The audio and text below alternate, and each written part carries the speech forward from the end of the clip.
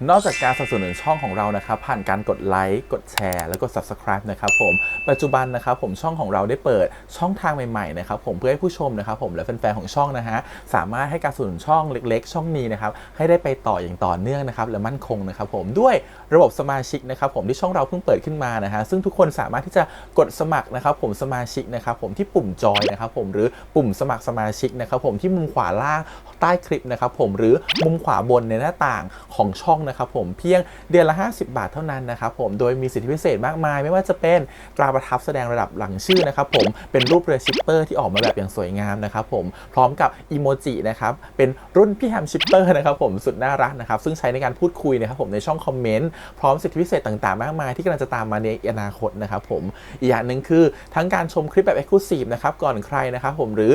โอกาสที่จะได้ทำกิจกรรมต่างๆร่วมกันในอนาคตนะครับผมก็สำหรับสมาชิกเท่านั้นนะครับผมที่เก็บสิทธิ์นี้เอาไว้ให้กับทุกๆท่านนะครับแต่หากระบบสมาชิกยังไม่หนำใจนะครับผมเรายังมีช่องทางอื่นให้สนับสนุนกันนะครับผมไม่ว่าจะเป็นระบบซุปเปอร์แตงนะครับผมซึ่งหากผู้ชมเนี่ยเจอสัญลักษณ์นะครับรูปหัวใจนะครับผมที่มีดอลลาร์ไซน์นะครับผมหรือสัญลักษณ์รูปเงินดอลลาร์อยู่เนี่ยข้างใต้คลิปใดคลิปหนึ่งเนี่ยสามารถที่จะคลิกนะครับผมเพื่อโดเนทนะครับผมแทนคำขอบคุณนะฮะเพื่อเป็นการสนับสนุนช่องได้นะครับหรือจะเป็นการโดเนทนะครับผ่านบัญชีธนาคารนะครับผมซึ่งได้ใส่รายละเอียดเอาไว้แล้วนะครับข้างใต้คลิปนี้นะครับผมเอาไว้ที่คำบรรยายใต้คลิปนอกจากนั้นนะครับผมเรายังได้เปิด Line Open Chat นะครับซึ่งชื่อว่า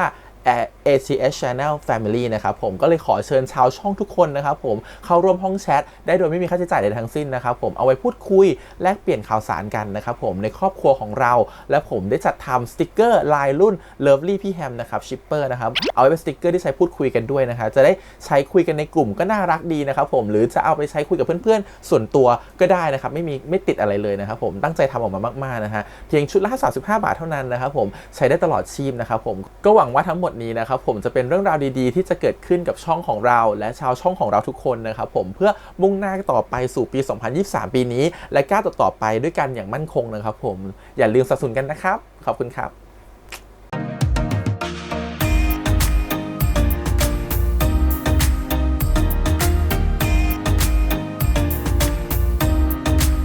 สวัสดีครับยินดีต้อนรับสู่ช่อง ATS Channel นะครับกับพบกับอีกครั้งการ reaction นะผมวันนี้พบกับอีกครั้งการ reaction เรื่องรางสังหรณ์นะฮะ EP ที่5นะฮะพูดเลยว่าแต่ละ EP ตัวนี้จัดเต็มมากนะ EP ที่4นี่คือโหยาวๆไปชั่วโมงกว่านะฮะ EP ที่5ก็ไม่น้อยกันนะฮะชั่วโมงกว่าๆเหมือนกันนะครับผมพูดเลยว่าแบบจัดเต็มแบบจุกๆนะฮะและ EP นี้เนี่ยเขาสืบหาคนร้ายอยู่ถูกไหมครับฆาตกรต่อเนื่องคนนั้นคือใครนะครับผมแล้วระหว่างที่เขาสืบหาฆาตกรเนี่ยเขาจะถูกขัดขวางโดยเจ้ากรรมนายเวรของเขานะฮะตลอดเวลาหรือเปล่านะฮะเพราะว่าเจ้ากรรมนายเวรของเขาเชื่อมั่นว่าคือคุณชโลธรนะฮะชโลธรเขามาในคราบของคุณหมอใจดีแต่จริงๆแล้วเขาต้องเป็นเจ้ากรรมนายเวรแต่ชาติปางก่อนแน่นอนแล้วก็ยังมีชีวิตอยู่มาถึงปัจจุบันแล้วก็แฝงตัวเป็นคุณหมอเพราะฉะนั้นคิดว่าเขาเนี่ยแหละจะมีคนแบบมีพลังในการทำอะไรบางอย่างเพื่อควบคุมคนหรือจิตใจคนหรือเปล่า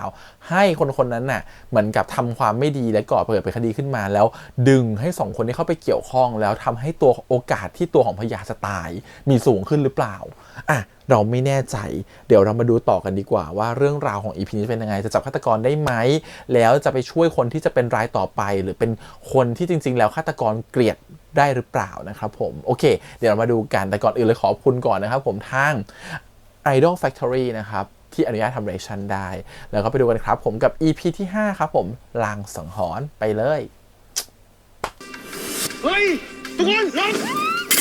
เราได้ผู้ต้องสงสัยมาแล้วคนชื่อนึงเป็นเจ้าหน้าที่ทางนิติเวชจากการตรวจสอบประวัติช่วง1 เดือนที่ผ่านมาณรงค์ดูแฟ้มเอกสารคดีข่มขืนนรงค์ไม่ได้หนีแต่มันกำลังเป็นจัดการเหยื่อรายสุดท้ายของมันคือทรงยศทำให้รังเกียจผมขอไปกินข้าวด้วยได้ไหมครับได้สิครับอาการที่คิดว่ามีบางสิ่งเกิดขึ้นทั้งที่ความเป็นจริงไม่มีอะไรเหล่านั้นเกิดขึ้นเลยไอ้ถ่ายแล้วเรื่องผมให้คุณฟังคุณจะไปไหนพยา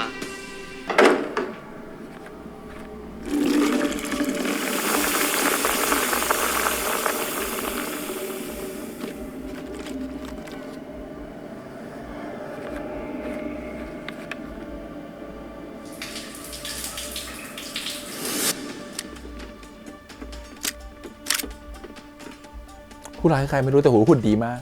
ครับท่านผมจะรีบจัดการให้เร็วที่สุดครับธงไทยเข้มพวกคุณ2 คนไปหาทรงยศกับผมสิงห์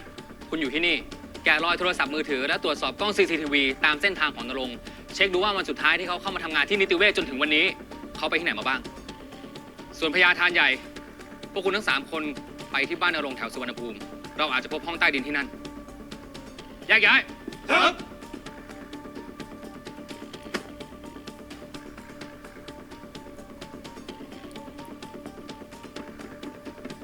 เฮ้ย มึงจะไปจับคนร้ายนะเว้ย มึงโกรธกันแบบนี้งานพังหมดเลยมึงมีที่ก็เคลียร์กันก่อนเลย พญา เฮ้ย พญา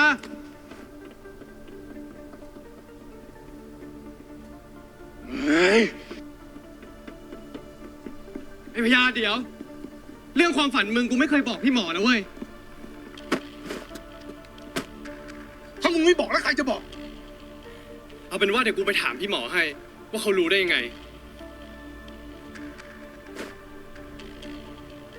ถึงมึงจะรู้คำตอบแล้วอ่ะ มันก็ไม่ได้ช่วยให้อะไรดีขึ้น ในเมื่อ มึงหักหลังกูแล้ว ก็บอกไม่ได้ กู บอก ไม่เคยคิดหักหลังมึง เออ เลิกพูดได้แล้วกูไม่อยากฟัง เฮ้ย จะโกรธในขนาดนั้น กูไม่อยากให้มึงเข้าใจกูผิด อุ้ย มึงคิดว่ากูบ้าอย่ามายุ่งกูอีกสัตว์พญามึงมากไปนะไม่เป็นไร รีบไปเถอะ คือคิดว่าบ้าอะไรไปให้หมอจิตแพทย์ดูไงไปเล่าให้หมอจิตแพทย์ฟังตัวเองก็เลยคิดว่าหมอว่าฉันบ้าหรือเปล่าอ่ะโมโหเข้าไปโมโหเข้าไปโมโหเข้าไป เข้าทางเจ้ากรรมนายเวรเลย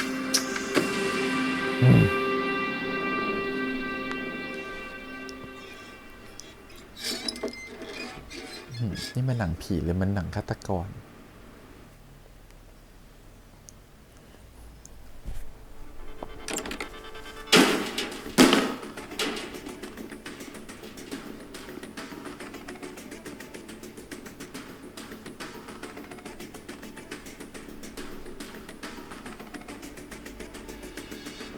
เฮ้ยพวกมึง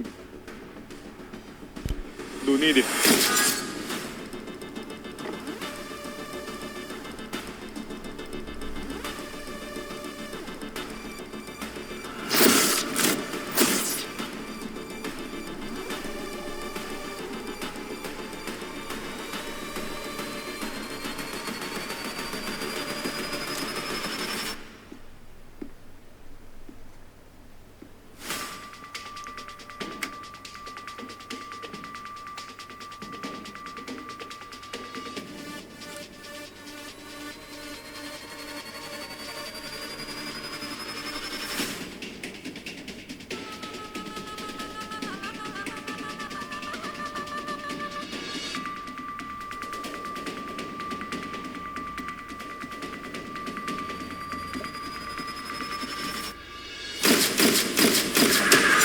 คุณจะลงจริงๆด้วย แม่งโรคจิตชัด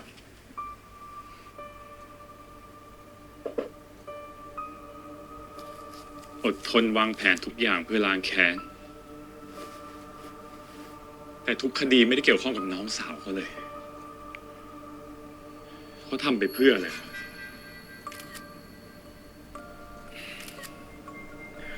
มันคือการส่งสัญญาณ ของผู้ที่ถูกกระท เพื่ออะไรวะ ำเพื่อเป็นการโต้ตอบกลับ เหมือนกฎหมายในยุคอดีต ตาต่อตาฟันต่อฟัน เหมือนที่คนพวกนั้นถูกทรมานด้วยการเฆี่ยนตัดคอลิ้นเฉือนอวัยวะเพศแล้วก็ยิงที่หัว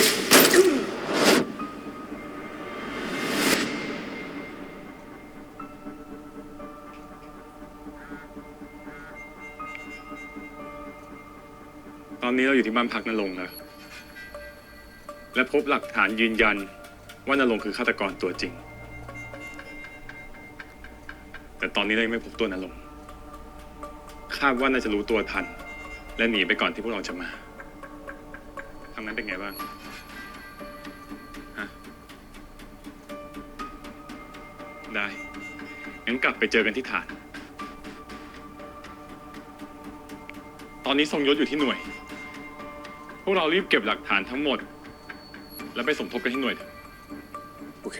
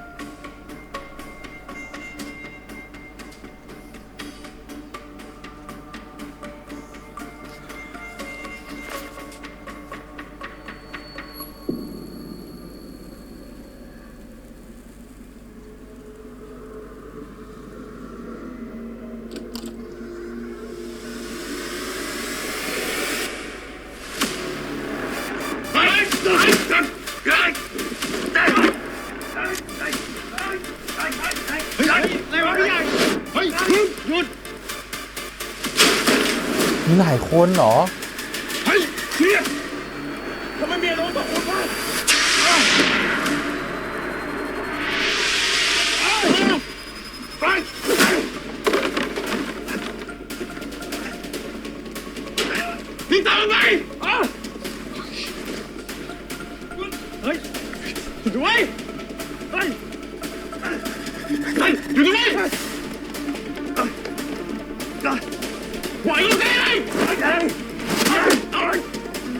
เก่งเกินว่ะ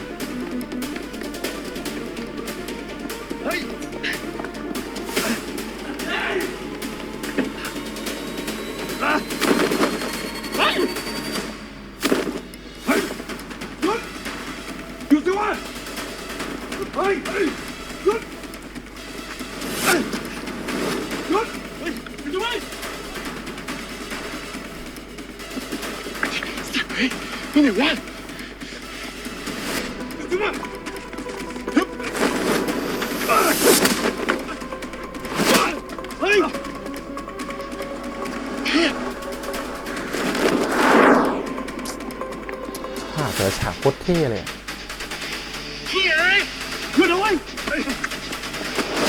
โอ้โหสู้ไม่ได้เลยว่ะ มันจะเก่งอะไรขนาดนั้นวะเนี่ย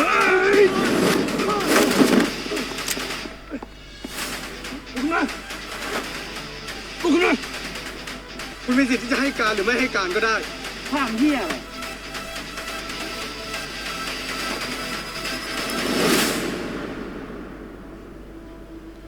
เอา วิทย์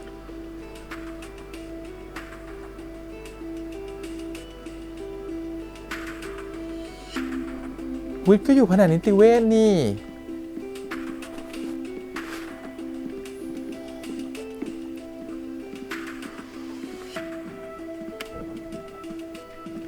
ผมเสียเวลามามากแล้วนะผู้กอง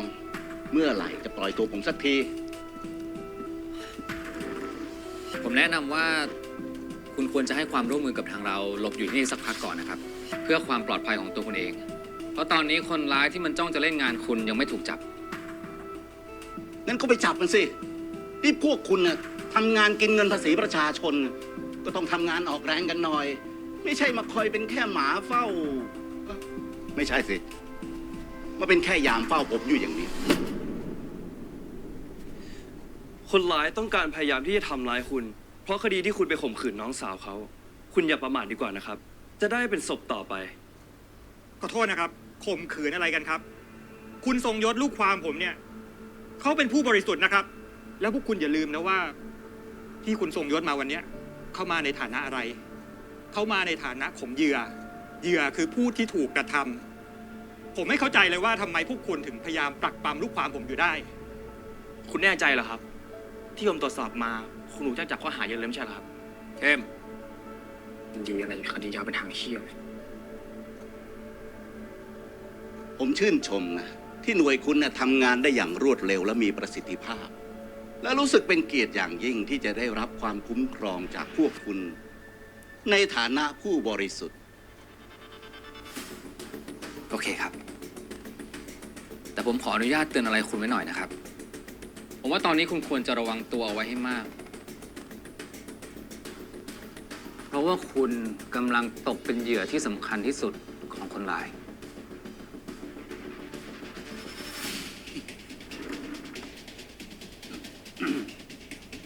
ถ้าอย่างนั้นเนี่ยผมขอให้คุณกับทีมของคุณ หาตัวคนร้ายมาให้ผมได้สบายใจได้ และหากว่าพวกคุณมีอะไรจะให้ผมช่วยเหลือเกี่ยวกับคดีแล้วก็นะ ผมยินดีให้ความร่วมมือเต็มที่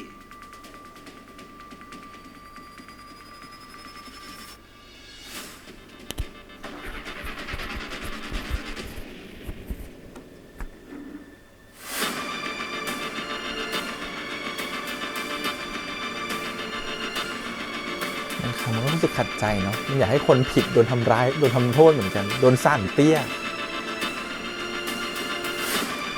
คนผิดที่ยังแบบลอยหน้าลอยตาทำเป็นคนตัวเองเป็นคนถูกอยู่นั่นแหละ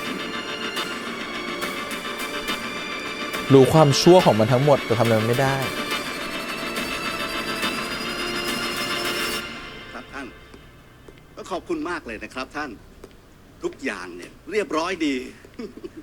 เอาเป็นว่าเดี๋ยวผมเสร็จธุระที่เซฟเฮาส์ของผมแล้วเนี่ยผมจะรีบนัดเลี้ยงขอบคุณท่านเลยนะครับ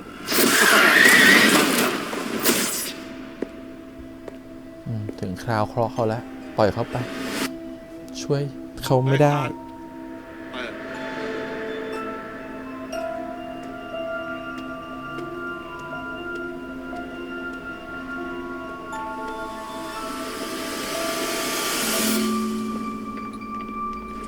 คุณสมยศคะขอโทษ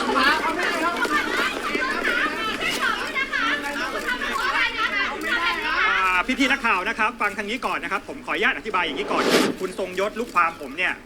เขาเข้ามาให้ข้อมูลเพิ่มเติมกับเจ้าพนักงานสอบสวนนะครับเพื่อเอาข้อมูลเนี่ยไปสืบหาตัวคนร้าย แต่อดีตคุณเคยถูกฟ้องคดีข้อหาล่วงละเมิดทางเพศเนี่ยจริงไหมคะ ขอโทษนะครับขอโทษนะครับพวกเราจะไม่ตอบคำถามที่ไม่เกี่ยวข้องกับคดีนี้โดยเด็ดขาดครับ ยังไงวันนี้เนี่ยผมคงพูดอะไรมากไม่ได้นะครับ เพราะมันจะมีผลต่อกระบวนการจับตัวผู้ร้ายมาดำเนินคดี แต่ผมก็ต้องขอบคุณทางหน่วยพิเศษมากเลยนะครับ ที่ปฏิบัติหน้าที่กันอย่างทันท่วงทีจนทำให้ผมเนี่ย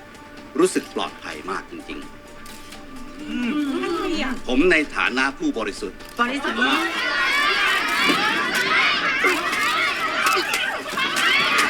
กันไว้เลยกันไว้แล้วกันไว้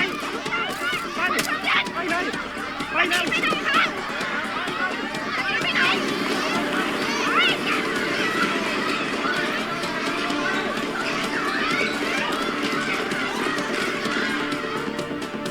ที่บ้านนรงค์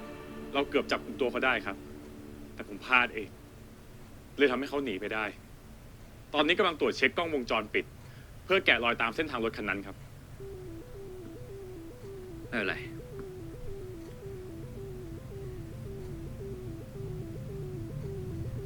สิงห์อะได้อะไรบ้าง หลังจากที่ผมแฮ็กข้อมูลมาได้แล้ว นายวิทย์มีความเกี่ยวข้องเป็นแฟนของรินครับ น้องสาวของนายณรงค์ที่เสียชีวิตไปแล้ว ผมว่าวิทย์น่าจะเป็นคนที่ช่วยเหลือ แล้วเป็นคนที่แจ้งข้อมูลการสืบสวนทั้งหมดของเรา ให้นายณรงค์ทราบครับ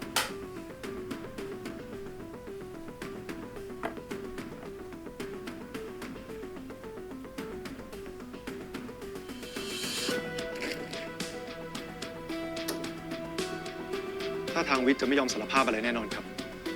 คงอยากที่จะให้นรงค์ทำตามแผนทุกอย่างให้สำเร็จก่อน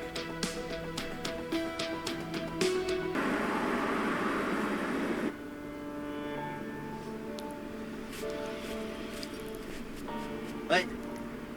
เดี๋ยวมึงขับไปส่งกูที่เซฟเฮาส์นะกูจะอาบน้ำล้างตัวหน่อย แล้วมึงโทรตามไปพวกในหน้านะให้จัดเด็กมาให้กูแก้เซ็งด้วยพวกเหี้ยนี่สูตรกูแข็งๆเหม็นเน่าไปหมดเลยนี่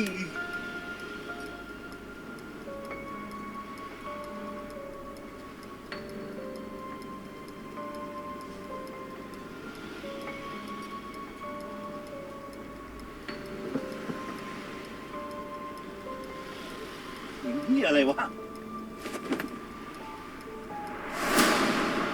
เฮ้ยแล้วมึงจอดทำไมอ่ะ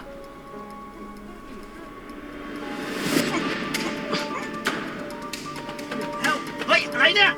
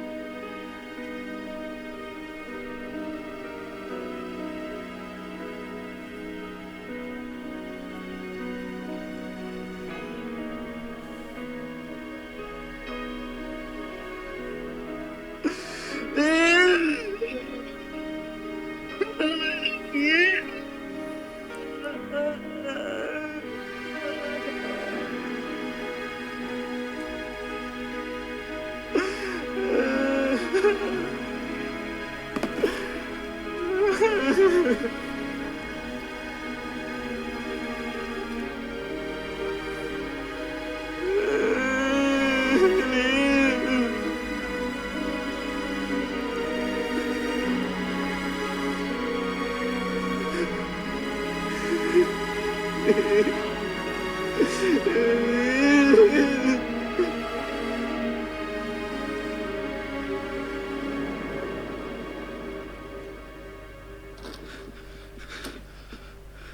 ัตรครับ ยามที่ดูแลทางเข้าออกรายงานมาว่า พบเจอรถไม่สวมป้ายทะเบียน จอดอยู่ไม่ไกลจากหน่วยงานของเรา ลักษณะรถเดียวกับรถของนรงค์ที่ใช้ก่อเหตุและหลบหนีครับ สารวัตรครับ สิงห์ตรวจสอบกล้องวงจรปิดบริเวณด้านหน้าอย่างละเอียด ได้ครับเข้มตรงไหนหาจุดเชื่อมโยงด้วย ได้ครับ เมเลสไปดูแฟ้มข้อมูล ก็หาข้อมูลเมื่อวานหน่อย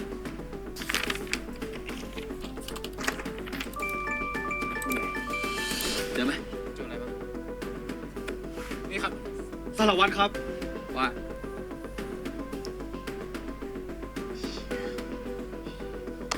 พยาปล่อยมัน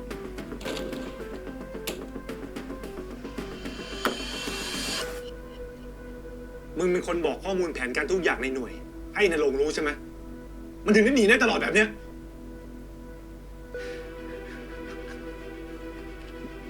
ทั้งหมดนี่เป็นแผนการของมึงกับไอ้นรงค์ใช่ไหม ถ้าสารวัตรอยากช่วยเหลืออย่างแท้จริงถ้าเป็นสิ่งถูกต้องสารวัตรต้องปล่อยให้มันรับกรรมไอ้แบบที่มันทำกับนิ่มปล่อยให้มันตาย อย่าไปช่วยเหลือมันทำไม เพราะกูเป็นตำรวจไง ทั้งมึงและนรงค์หรือไม่ว่าใคร ก็ไม่มีสิทธิ์ที่จะทำแบบนี้ ไอ้พวกเคี้ยนี่มีสิทธิ์ทำแบบนี้คนอื่นใช่ไหมลิมต้องมาฆ่าตัวตายก็เพราะมัน คนอื่นๆที่ชีวิตพังเพราะพวกสัตว์เดรัจฉานพวกเนี้ยคนที่ควรจะถูกจับและถูกผูกรีดคนเป็นไอ้เฮี้ยนะไม่ใช่กู เพราะแบบนี้ไง คนแบบกูต้องมาทำเรื่องไอ้เฮี้ยที่มึงควรจะทำกันเองแม่งต้องแบบนี้แหละที่มันต้องเจอ ที่สมควรที่จะได้รับโทษ กฎหมายจะเป็นคนตัดสิน ไม่ใช่มึง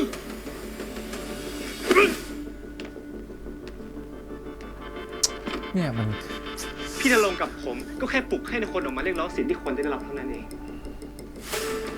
สารวัตรไม่เห็นเหรอว่ามีคนเห็นด้วยกับผมมากขนาดไหน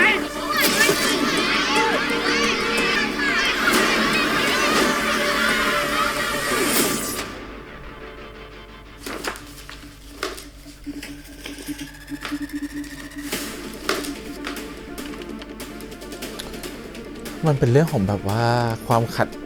ขัดกันของ ไอ้ทาน มึงเห็นอะไรอีก กฎหมายและจริยกฎหมาย มึงเห็นอะไรอีกไอ้ทาน ไอ้ทาน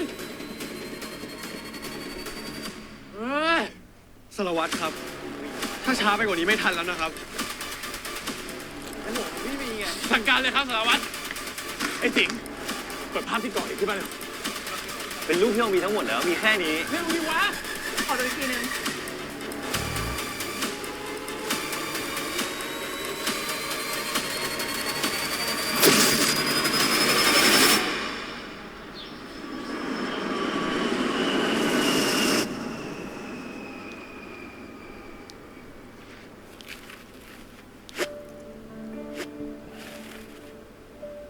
เป็นการตีกันระหว่างกฎหมายแล้ว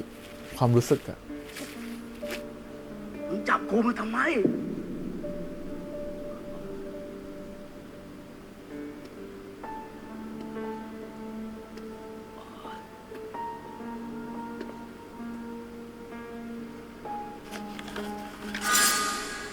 อ๋อ พี่คนนี้นี่เองก็ว่า หุ่นดี จำกูไม่ได้อะจำมึงไม่ได้หรอกแต่ถ้ามึงไม่อยากตาย ก็ปล่อยกู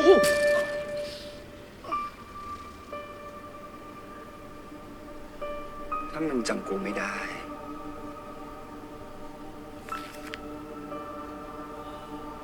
มึงจำลูกเด็กผู้หญิงคนนี้ได้ไหม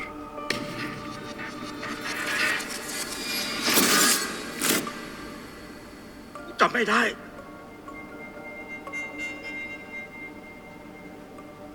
ไม่ได้อะ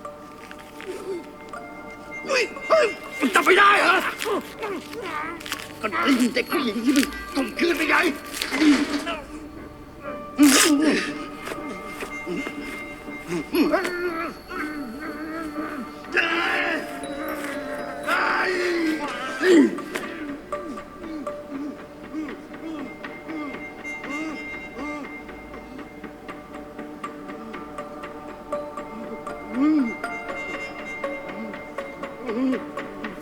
ม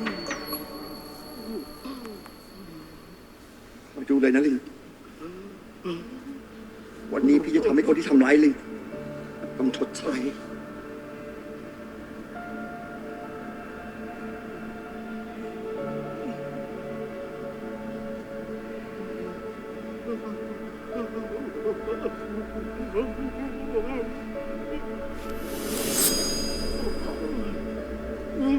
ทำร้ายกู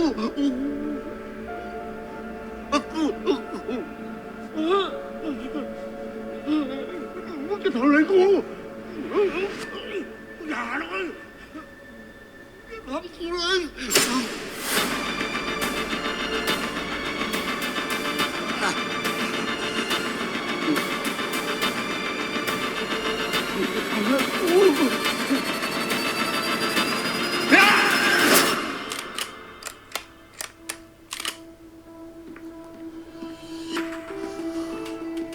ขอกำลังเสริมจากตำรวจ เราจะปิดล้อมป่านั่นเพื่อหาห้องใต้ดินตามที่วิทย์บอก ที่นั่นจะเป็นที่ที่นรงค์พาทรงยศไป สารวัตรคะ นี่คือข้อมูลจากสถานที่ที่พบศพริงแขวนคอตาย ก็เป็นบริเวณใกล้เคียงกันกับศพอื่น จากข้อมูลโดยรวมมีความเป็นไปได้สูงที่นรงค์จะย้อนกลับมาสถานที่เดิมที่น้องสาวฆ่าตัวตายค่ะ สารวัตรครับสารวัตรทางสายของผมแจ้งมาว่ามีบุคคลปริศนาโทรเข้ามา แจ้งเกี่ยวกับเบาะแสที่เกิดเหตุครับ ซึ่งคาดว่าจะเป็นคนที่ทรงยศล่อลวงไปข่มขืน ผมได้ค้นประวัติมาหมดแล้ว หลักฐานทุกอย่างบ่งชี้ว่าเป็นสถานที่เดียวกัน ผมมั่นใจว่าทรงยศอยู่ที่นั่นแน่ แน่ใจนะพญาทานใหญ่ ไปที่ป่าร้างไปหาห้องลับใต้ดินให้เจอ องค์ไทยเข้มไปกับผม เราจะหาพิกัดเซฟเฮาส์ของทรงยศให้ได้ เรามีเวลาไม่มากนะทุกคน ต้องตามหาตัวนรงค์และรีบหยุดเขาให้ได้ แต่ทรงยศมันเราจะไม่ปล่อยให้ใครต้องทำอะไรที่ผิดต่อกฎหมายทั้งนั้นถึงแม้เราจะรู้ว่าเขาจะเป็นคนผิดก็ตามหน้าที่ของเรา คือจับเขามาดำเนินการตามกฎหมาย ทุกคนทราบ อย่างหน้าที่มันขัดกับความรู้สึกเนี่ย คนที่ถูกต้องตามกฎหมายแต่เป็นคนผิดที่ทุกคนรู้กันอยู่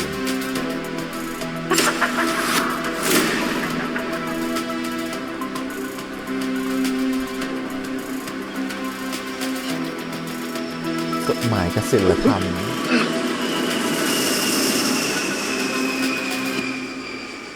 เสียงตรงนั้นมันดังมาก มันได้ยินเสียงอะไรก็ไม่รู้น่ารำคาญมากเลยอะ แล้วมันก็มีเสียงดังอ่ะ ที่นี่แหละ เดี๋ยวเราแบ่งกันเป็น2 ทีม พี่ใหญ่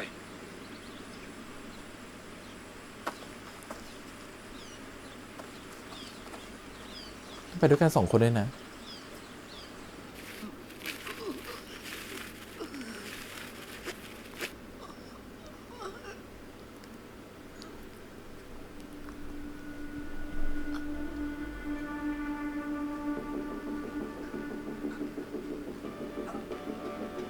สวัสดีครับทุกคน สิ่งที่ทุกคนกำลังจะได้รับชม ผู้ใหญ่ควรให้คำแนะนำว่าใครที่คิดจะเลือกเดินทางนี้นี่คือบทลงโทษ และผู้ใหญ่ควรจะได้สติ และหันมาให้ความสำคัญ กับคนธรรมดาที่ไม่มีอำนาจ คนที่ถูกรังแก ผู้บริสุทธิ์ที่กลายเป็นเหยื่อ โดยดูเป็นตัวอย่างจากผลการกระทำของไอ้ทรงยศ และสิ่งที่มันควรจะได้รับก็คือความทุกข์ทรมานอันสุดแสนจะบันเทิงทุกคนจะได้เห็น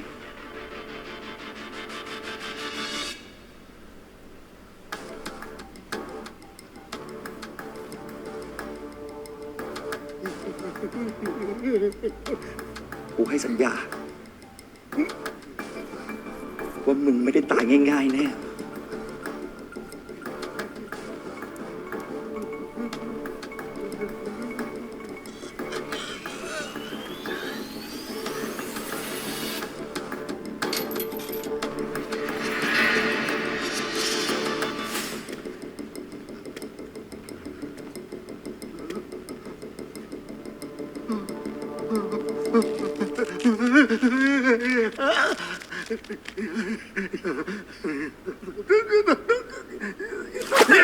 ดูนี่สิครับ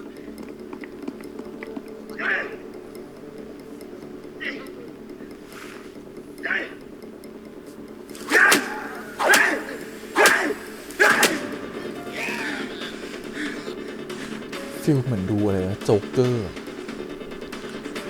ที่ทำเหมือนแค่เป็นสารเตี้ยได้ แล้วทำให้คนอยากจะทำตามอยากจะขึ้นมากำจัดคนรวยคนไม่ดีอะไรอย่างเงี้ย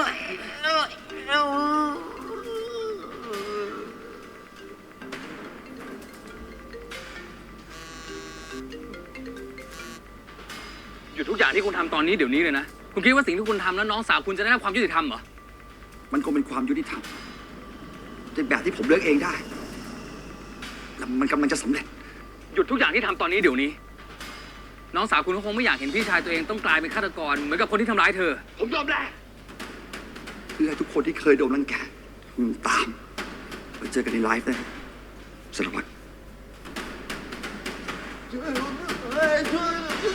เดี๋ยวฮัลโหลเฮ้ยรีบแจ้งทีมพยาบอกว่าบริเวณนั้นเป็นที่ซ่อนห้องใต้ดินที่ถูกต้อง หาห้องใต้ดินให้เจอเราเหลือเวลาไม่มากแล้วไปครับ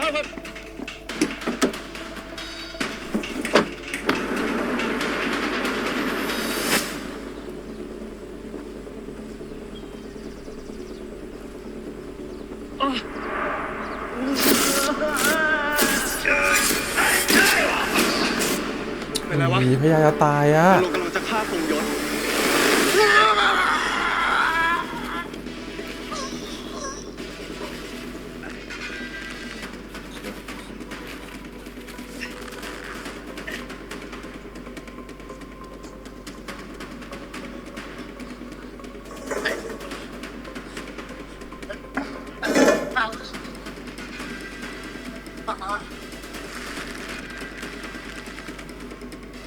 ไม่ต้องห่วงกูไม่ให้มึงตายง่ายๆหรอกเพราะมึงอย่าคิดว่ามีแต่มึงคนเดียวที่อยู่เหนือกฎหมายได้กูก็อยู่เหนือกฎหมายได้ด้วยเหมือนกันและนี่ก็ครั้งในตอนนี้อีกว่า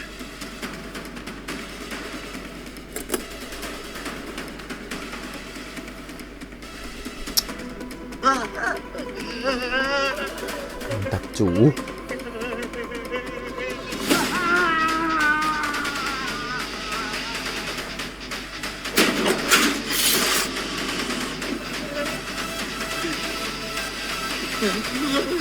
หยุดนั้นนะโลทุกอย่างจบแล้ว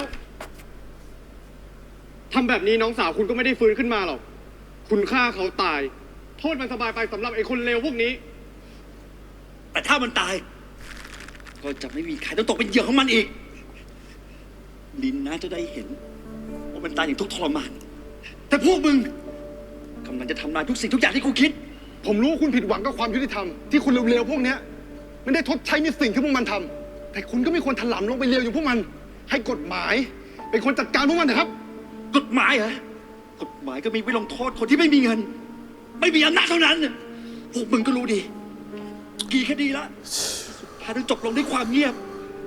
มันคดีรักสาวกูไอ้พวกระยำเนี่ย ถูกต้องหมดเลยอ่ะ มันคือสิ่งที่มันเกิดขึ้นในสังคมของโลกเรา แล้วน้องสาวกูอ่ะเขากำลังจะมีชีวิตที่ดี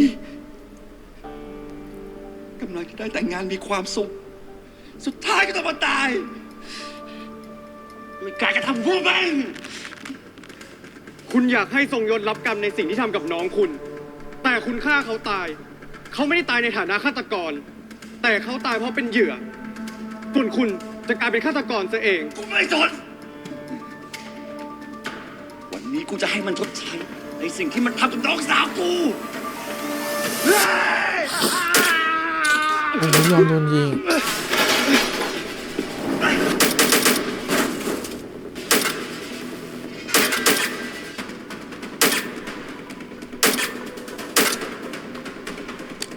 หมด ไงเฮ้ย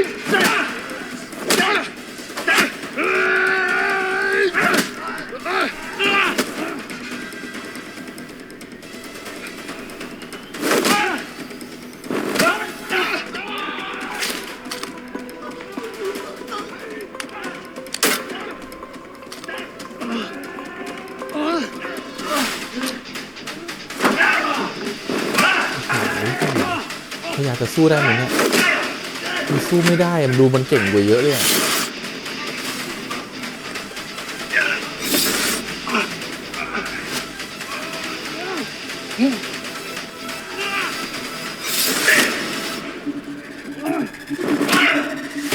ถอดสร้อยออกด้วยอะ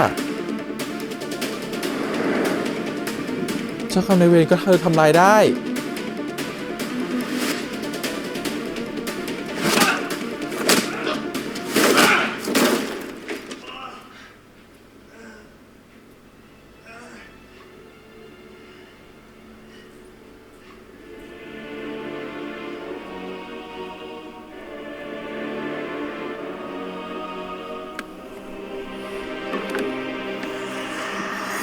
มาแล้วว่าแล้วไง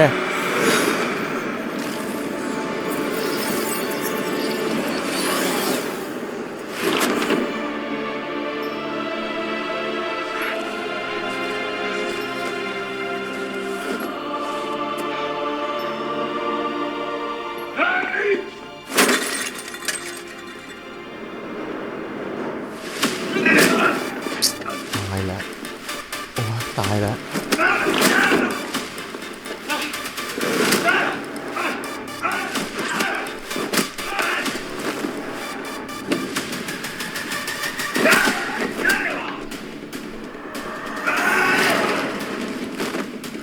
ให้ตายหน้าที่ได้ไง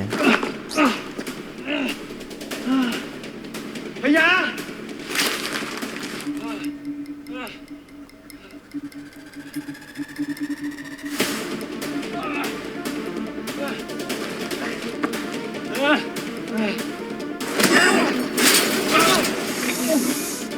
อุ้ยแรงมันเยอะอะโอ้โหนี่มันลูกเตะอะไรวะเนี่ยโอ้โห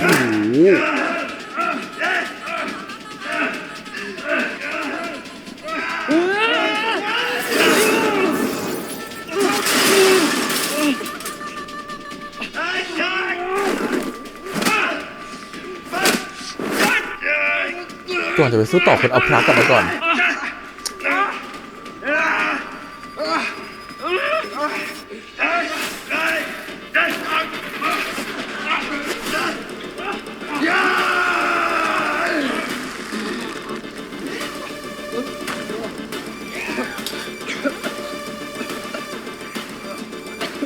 โอ้ยตายจะสู้ไหวไหมเนี่ย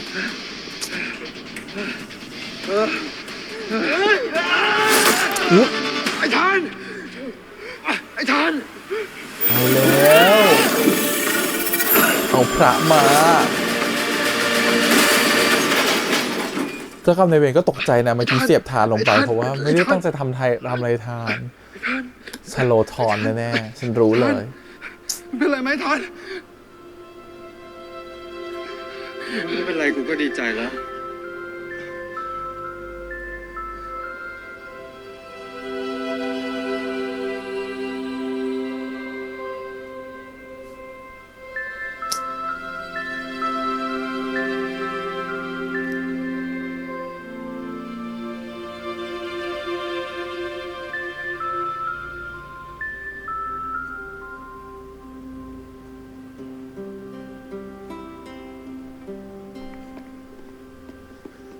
ไอ้ทาน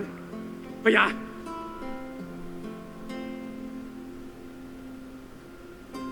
สองคนทางนี้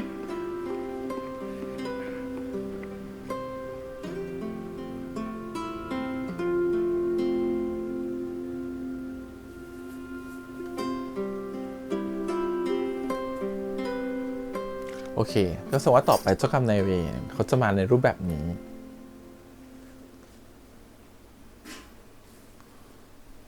เรียบร้อยค่ะระวังอย่าให้แผลโดนน้ำนะคะ ขอบคุณครับ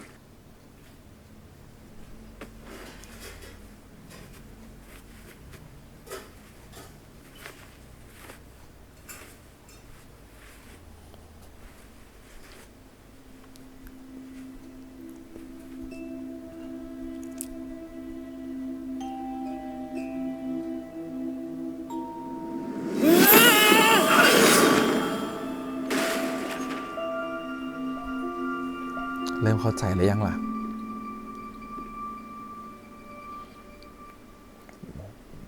ว่าเธอมี 10 rings อยู่ไม่ใช่คนละเรื่อง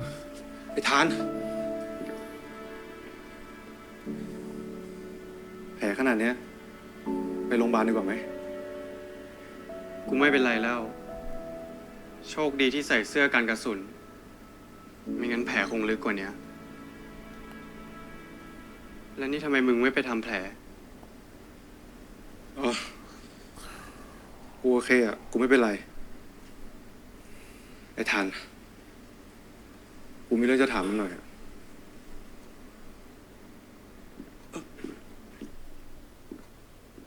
ไอ้ทาน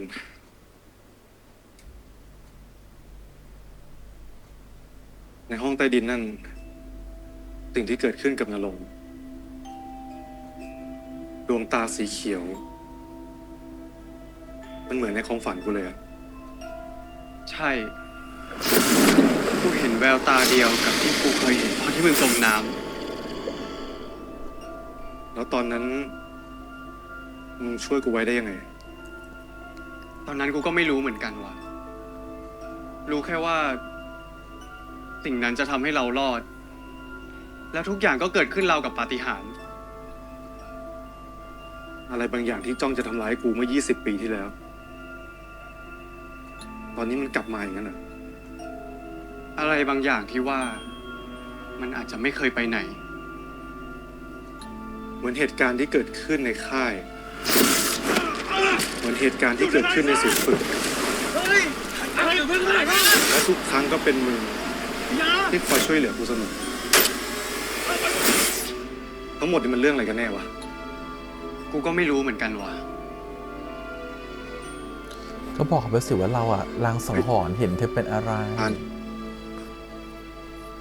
กูขอโทษนะเว้ย เพราะกูอะมึงเลยต้องเจ็บตัวแบบนี้ มันอาจจะเป็นแค่เรื่องบังเอิญ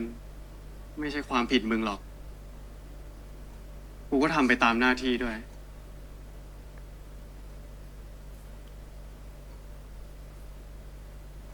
ไอ้ทาน ตอนที่มึงโดนทำร้ายอ่ะ กูก็ไม่อยากเห็นมึงตายเหมือนกันนะเว้ย กูสัญญานะ ว่าหลังจากนี้ถ้ามึงพูดอะไรอ่ะ กูจะเชื่อฟังทุกอย่าง โอ้โห มึงอย่าทิ้งกูไปไหนนะ โอ้นี่บอกหลักปะเนี่ย กูไม่มีวันทิ้งมึงไปหรอกนะ เราทำงานในหน่วยเดียวกัน กูจะทิ้งมึงไปได้ไงวะ แล้ว เรื่องความฝันที่มึงคิดว่ากูเอาไปบอกพี่หมอชโลธรมึงยังโกรธกูอยู่ปะวะ ไม่ทาน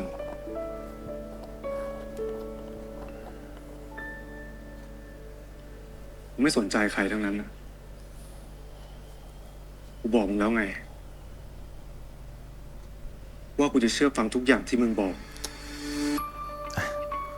ยอมให้เธอเป็นนายฉันแล้วนะ กูขอโทษนะเว้ยที่กูงี่เง่าไปเอง เป็นทาสเบฟไม่ใช่ ทาสทาน มึงไม่เป็นไรก็ดีแล้ว เด็กเบฟคนละเรื่อง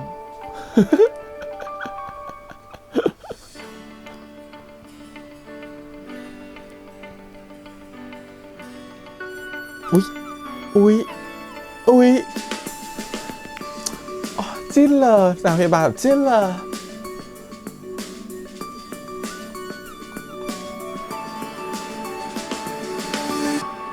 บ้าๆแกเมื่อกี้เขาทำแผลให้เลือดเขาเป็นสีชมพู คุณจำเหตุการณ์ในห้องใต้ดินนั้นได้ไม่หมดอย่างนั้นเหรอ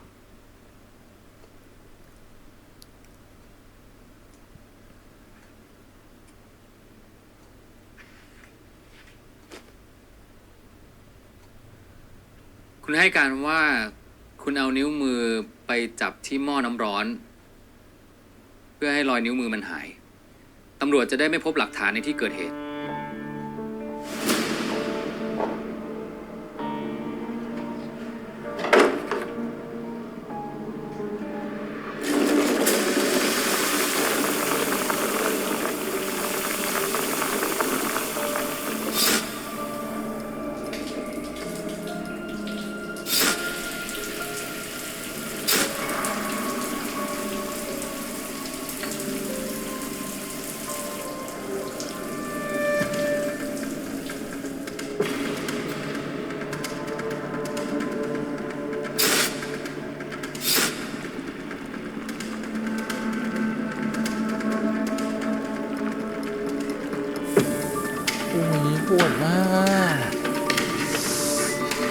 สุดยอดอ่ะ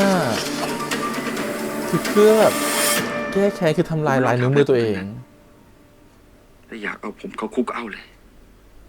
คือแบบว่าให้นิ้วมันพองจนลายนิ้วมือมันหาย ให้ ไป กับน้องสาวคุณ แต่คุณเป็นคนฆ่า3 คนนั้น คนที่ฆ่า3 คนนะคือพวกคุณกับไอ้พวกชั่วๆที่ใช้อำนาจรังแกคนที่ไม่มีทางสู้กฎหมายที่พวกคุณศรัทธาและศรัทธานะมันก็เอาคนชั่วเข้าคุกได้ไม่นานเดี๋ยวพวกมันก็ออกมาใช้ชีวิตปกติแต่เหยื่ออย่างพวกผมต่อให้อยากใช้ชีวิตปกติแต่ที่มีทำให้ทุกอย่างเป็นปกติอีกไม่ได้นี่ยุติธรรมเป็นยุติธรรมจริงๆเหรอพวกคุณก็ไม่ต่างอะไรกับไอ้เลวพวกนั้นหรอก ครับ แต่ผมยังเชื่อนะครับ ผมยังเชื่อว่าความยุติธรรมมันต้องใช้เวลาพิสูจน์ เวลาของน้องสาวผมไม่เหลือแล้ว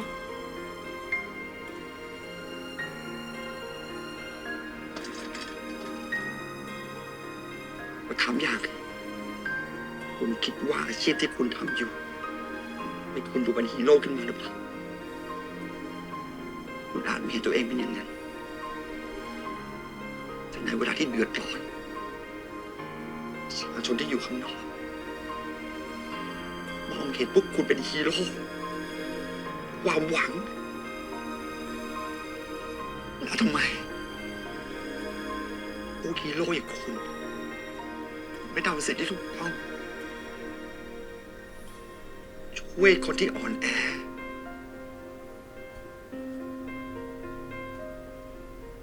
ทำไม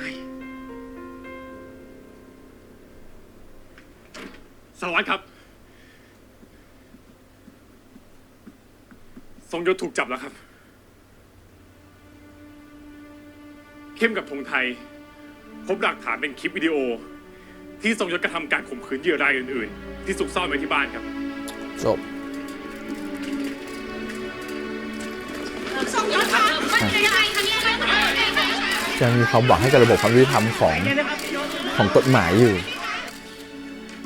นี่ไง ความยุติธรรมที่คุณตามหา ถึงแม้ว่ามันจะมาช้า แต่ไม่ใช่ว่ามันไม่มีนะครับ ผมจะไม่ปล่อยให้คนที่ถูกทำร้ายหรือว่าเหยื่อ จะต้องสิ้นหวังหรือหมดหวังในความยุติธรรมเหมือนอย่างคุณ ผมสัญญา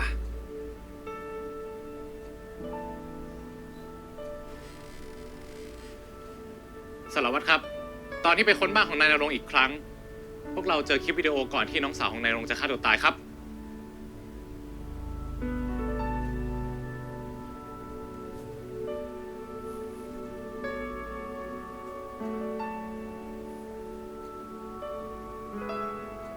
ขอบคุณนะคะพี่ ที่ดูแลลินมาตลอด ลินโชคดีมากที่มีพี่เป็นพี่ชาย ตั้งแต่วันที่พ่อกับแม่จากเราไป ชอบกันให้ทุกคนได้ดู ลินคิดตลอดว่าลินไม่เคยมีความสุขเลย แต่เปล่าเลย ถึงแม้จะมีแค่พี่คนเดียว แต่ลินก็มีความสุขไม่แตกต่างจากตอนที่มีพ่อกับแม่อยู่ ลินอยากใช้ชีวิต ลินอยากมีความสุข ลินอยากมีความสุขอย่างนี้ไปตลอด แต่ตอนนี้ความสุขของลินมันไม่มีอีกแล้ว ก็คือน้องเขาเลือกจะฆ่าตัวตายเอง ต้นเหตุอาจจะมาจากเรื่องนี้ก็จริง แต่เขาเลือกจะจบชีวิตตัวเอง โอ้ยแล้วนั่นมันเอาชีวิตของลินไป มันเอาความสุขของลินไป มันเอาร่างกายของลินไป ทุกวันนี้ ลินหายใจ ลินหายใจเหมือนตายทั้งเป็นพี่บอกให้ลินรอ พี่บอกให้ลินอดทน แ แต่ลินเหนื่อยลินอยากให้กฎหมายประหารชีวิตมันแต่กฎหมายกลับประหารชีวิตลินแทนทั้งที่ลินเป็นแค่เหยื่อลินขอโทษค่ะลินขอโทษลินขอโทษจริงๆ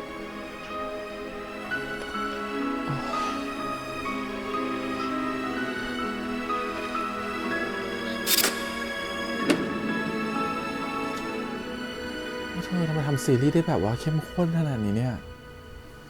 ที่จริงณรงค์พยายามจะยื่นฟ้องคดีนี้มาโดยตลอด แต่ก็ไม่คืบหน้า สุดท้ายก็ถูกยกฟ้อง เพราะหลักฐานไม่เพียงพอ ส่วนรินพอออกจากโรงพยาบาลมาไม่ถึง 2-3 วัน ก็ฆ่าตัวตาย เห็นแบบนี้ ที่นรงค์มันบอกว่าตำรวจอย่างเราก็มีส่วนทำให้น้องสาวเขาตาย มันก็คงจะจริง ทีมของผมไม่ต้องการตำรวจที่อ่อนแอหรือยอมแพ้ให้กับอะไรง่ายๆถึงตอนนี้เราจะให้ความยุติธรรมกับทุกคนไม่ได้ แต่มันก็ไม่ได้หมายความว่า มันจะไม่มี เราจะทำมันไม่ได้ ถูก ถ้าคำพูดคำด่าแค่นี้พวกคุณทนไม่ไหว ผมแนะนำให้ไปลาออกซะ ผมไม่ต้องการพวกตำรวจขี้แพ้ มันยากเนาะหน้าที่คือรักษาความยุติธรรม ต่อให้กูไม่สามารถช่วยทุกคนไว้ได้ ภายใต้กฎหมายเนี่ย แต่กูจะไม่หนี หรือทำให้คนที่ต้องการความช่วยเหลือ สิ้นหวังแบบนี้เป็นอันขาด กูก็เหมือนกัน ที่กูมาเป็นตำรวจ เพราะกูยังเชื่อว่าความยุติธรรมมันยังมีอยู่จริง คนทำผิด ยังไงสักวันมันต้องได้รับโทษ แต่บ้านแต่เมืองเลยอะแบบเป็นดีอะแล้วมันทำให้คนแบบมันเชื่อมคิดต่ออะมันยังไม่จบว่ะภาพจะมีอยู่ในหัว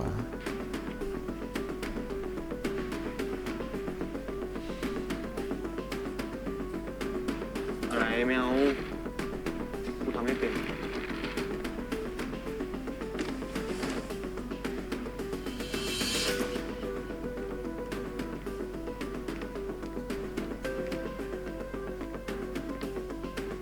เฮ้ยสิงห์มานี่หน่อยดิ กูมีเรื่องจะคุยด้วย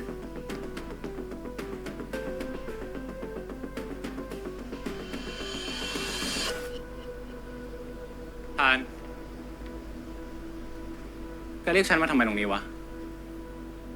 ฉันมีเรื่องรบกวนอยากให้แกช่วยหน่อย เรื่องอะไรวะ แกมีหน้าที่ในการรวบรวมข้อมูล เกี่ยวกับคดีที่ปิดไม่ได้ของทั้งฝั่งหน่วยเรา และส่วนกลางใช่ไหม ใช่ ก็ถ้ามันจำเป็น แล้วเกี่ยวข้องกับคดี ฉันก็จัดการให้แกได้แกจะถามทำไมวะ ฉันอยากให้แกหาแฟ้มคดีเก่าคดีหนึ่งให้หน่อย คือฉันอยากรู้ว่า ในคดีนั้น มีตำรวจนายไหนบ้างที่ทำคดี คดีอะไรวะ คดีพ่อฉัน ฉันกำลังหาความยุติธรรมให้พ่อฉัน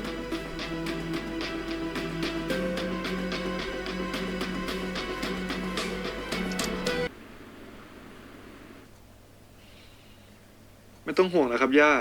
ผมไม่เป็นไรมาก งั้นแค่นี้ก่อนนะครับย่า มันอยู่ด้วยกันแล้วเหรอ 2-3 วันผมกลับไปหา อะไรนี้ อะไรนะ อะไรนี่ อะไรนะ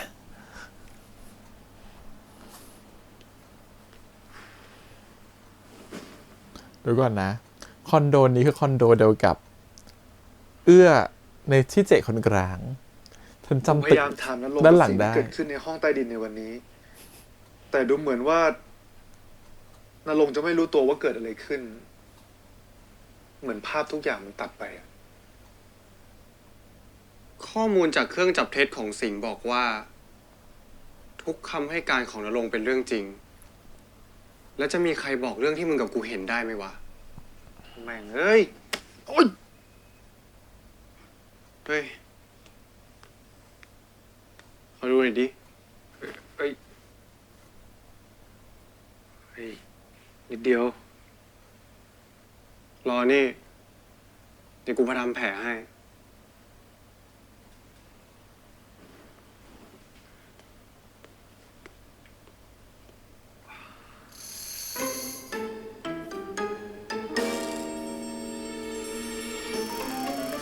เธอหวังอะไรเนี่ยฮะพญา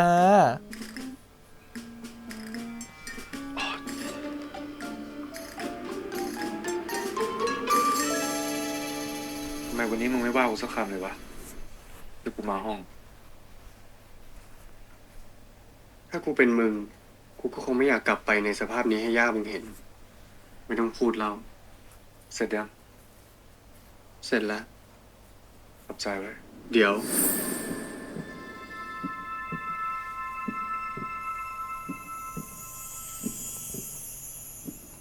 คิดอีกแล้วนึกว่าเรื่องจริงคิดอีกแล้วตั้งแต่รอบก่อนแล้วนะ ตั้งแต่ฝันเรื่องที่แบบว่าอยู่ในห้องน้ำเลยนะ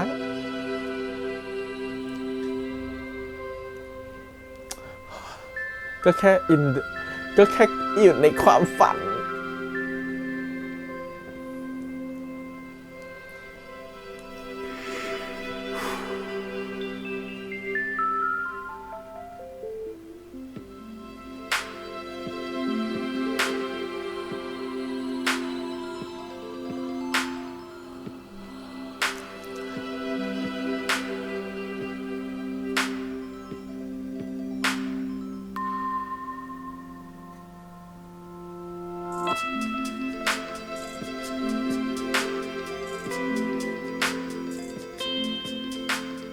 กูขอดูแผลมึงบ้างดิไม่ต้องดูหรอก หมอคงดูให้กูดีแล้ว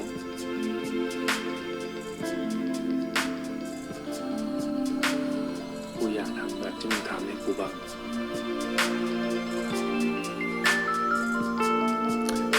ฉันว่าไม่ใช่เรื่องจริงฉันว่าโกหกมันจะเทียนเธอมาจากไหนตอนแรกมันไม่มีเธอใครฝันเนี่ยกันเนี่ยตอนนี้ใครฝันใครฝันไม่รู้แต่ที่แน่ๆกำไรคนดูอ่ะ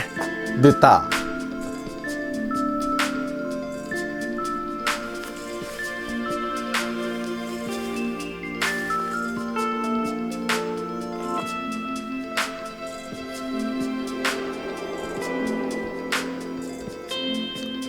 กำไรคนเดียวแบบจุกๆโอ้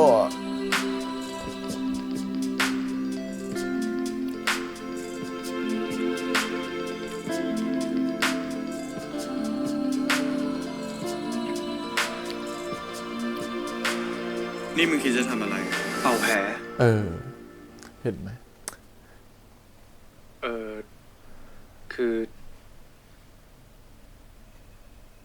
พอดีเมื่อก่อนยากกูทำแผลให้อ่ะเขาชอบเป่าแผลให้กูด้วยอ่ะมึงช่วยเป่าแผลให้กูหน่อยดินี่มึงไม่รู้หรอแผลแบบเนี้ยถ้ากูเป่าแล้วน้ำลายกูกระเด็นไปโดนอ่ะติดเชื้อแล้วเว้ยมึงไม่ได้เรียนมาเหรอวะ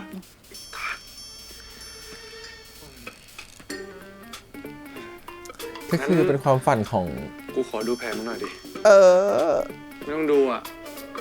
หมอคงดูมาดีแล้ว เสร็จแล้วกูขอไปพักก่อนนะ รู้สึกไม่ค่อยสบาย ยาเริ่มออกฤทธิ์แล้ว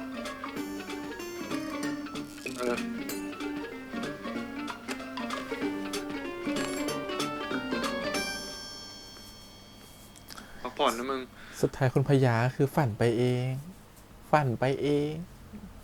คิดไปเป็นเรื่องเป็นราวนี่ถ้าแตะตัวกันแล้วอ่านใจออกนี่รู้ไปแล้วเนี่ยว่าคิดอะไรบ้าง เดี๋ยวกูสังเกตการให้คืนนี้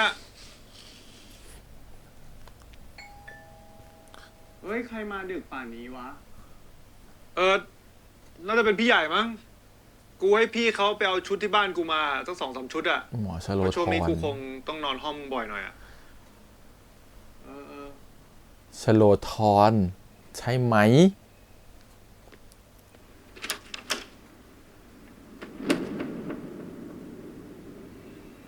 ไม่น่าเชื่อนะครับว่าคุณจะอยู่ที่ห้องของทาน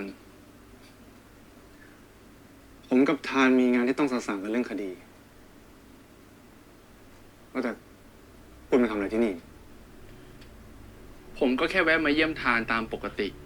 เหมือนที่ผมเคยทำครับ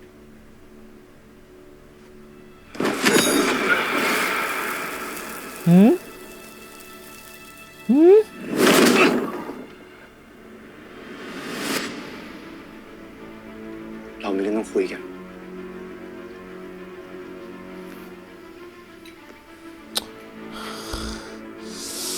พญานาคแพ้พญาครุฑไง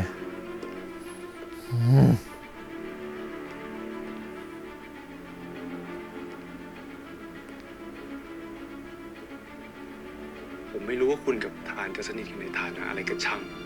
ผมคิดว่าคุณควรที่จะรู้ฐานะตัวเอง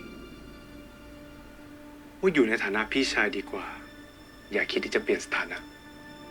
เพราะตอนนี้ผมกับทานและทีมในหน่วยสืบสวนทุกคน มีหลายอย่างที่ทำให้เราต้องเก็บข้อมูลทุกเรื่อง เป็นความลับ ผมแค่ไม่อยากให้ทานต้องเจอคุณบ่อยๆเหมือนที่ผ่านมาเพราะว่าอะไรหรอครับ ผมรู้แค่ทานอาจจะเผลอหลุดบอกข้อมูลความลับที่เกี่ยวกับทีมเหมือนที่ผ่านซึ่งมันไม่ส่งผลดีต่อความสามัคคีของทีม อยากจะขำแต่ชอบเขาก็บอกผลล้อแทนเลย เหตุผลของคุณเนี่ยไม่มีเรื่องส่วนตัวเข้ามาเกี่ยวข้องดีนะครับ เอาเป็นว่าผมจะพยายามทำความเข้าใจในสิ่งที่คุณพูด จนกว่าเวลาของคุณจะหมดเองนะครับ ฉันขอเวลาของคุณจะหมดเอง พูดแบบ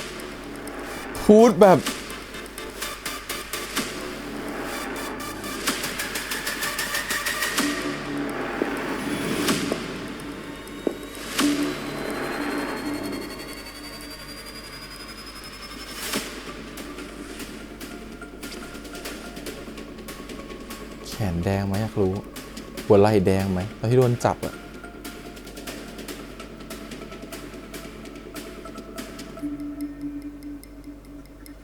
อุ้ยแดงจริงด้วยอะลูกกรงเล็บเลย กูจะไม่ยอมให้มึงพาทานไปจากกู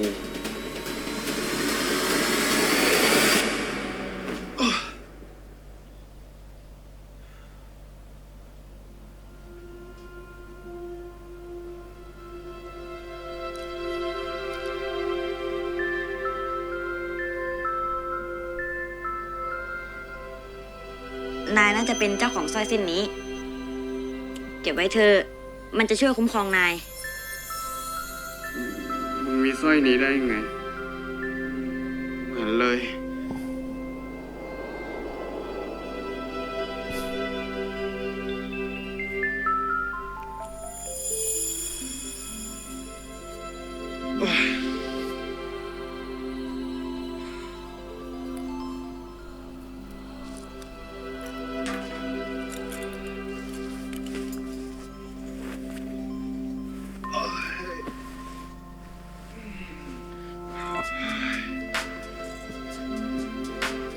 ต้องฝัน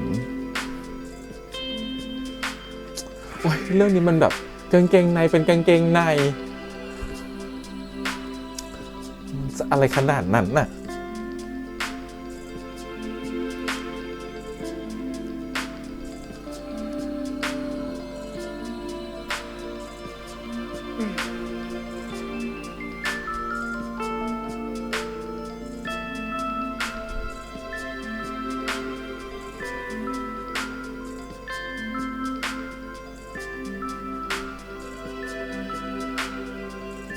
จะทำอะไรจะทำอะไรอ๋อผมว่าผมมาเขาเป็นไข้เขาไม่สบายอยู่ผมดูแล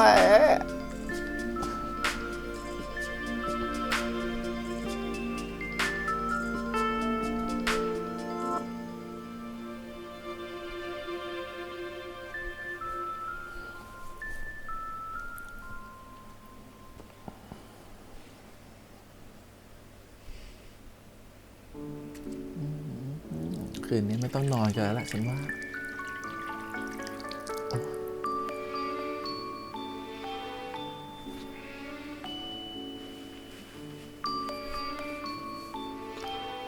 ช่วยพา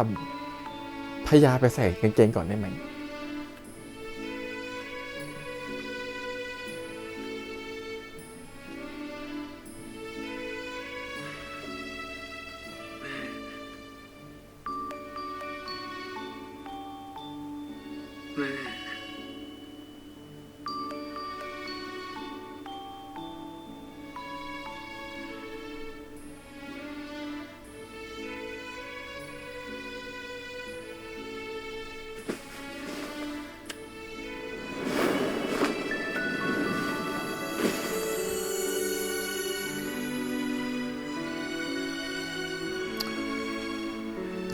ตื่นเช้ามาสภาพนี้แหละฉันว่า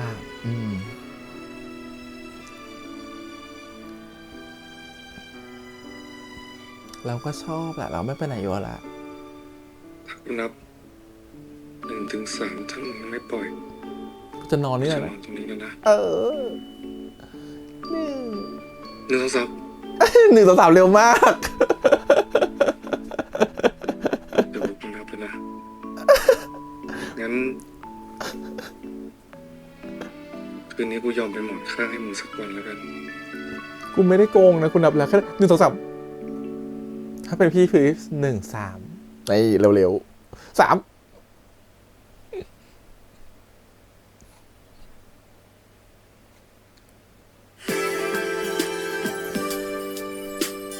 คนอินเลิฟ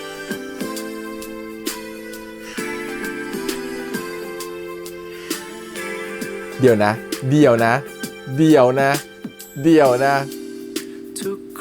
โอเคโอ้เดี๋ยวนะโอเคฉันบอกแล้วให้ไปใส่กางเกงแต่แรกหลายครั้งที่ดูว่าเหมือนห่วงใยแต่ฉันไม่มั่นใจว่าใช่จริงๆหรือเปล่าไม่อยากคิดไปเองข้างเดียวช่วยเคลียร์กับฉันได้ไหมว่าเธอนั้นคิดยังไง นอนท่านี้ห้ามพลิกข้างซ้ายตกหมอนได้ขาดเลยนะโอ้โหดูสายเกี่ยวอีกอย่าทำให้เข้าใจ ถ้าพลิกตกหมอนนี่คือจบเลยนะคอพลิกเลยนะถ้าเธอแค่คิดว่าฉันเป็นเพียงคนหนึ่งไม่ได้ลึกซึ้งเกินกว่าใครเดี๋ยวก่อนนะเขานอนด้วยกันใช่ปะถ้าเขานอนด้วยกันขอนึกว่านอนด้วยกันจะฝันถึงกันเพราะอยู่ตัวใกล้กันเฮ้ย มึงเป็นใคร มึงเข้ามาในห้องกูได้ไง ไอ้ฐานกูพยาเอง กูพยา แผลกูแผลโอ้โหมึงเข้ามานอนในห้องกูได้ไง มึงแม่งไว้ใจไม่ได้เลยว่ะ ก็เมื่อคืนตัวร้อน กูเลยมาเช็ดตัวให้เนี่ย พอกูจะออกนะ มึงก็กอดกูแน่นเลย มึงต้องขอบคุณกูด้วยซ้ำกูยอมให้มึงกอดทั้งคืนไอ้ทาง กูนี่นะกอดมึง ดิ มึงกอดกูโคตรแน่นเลยเมื่อคืนเนี่ย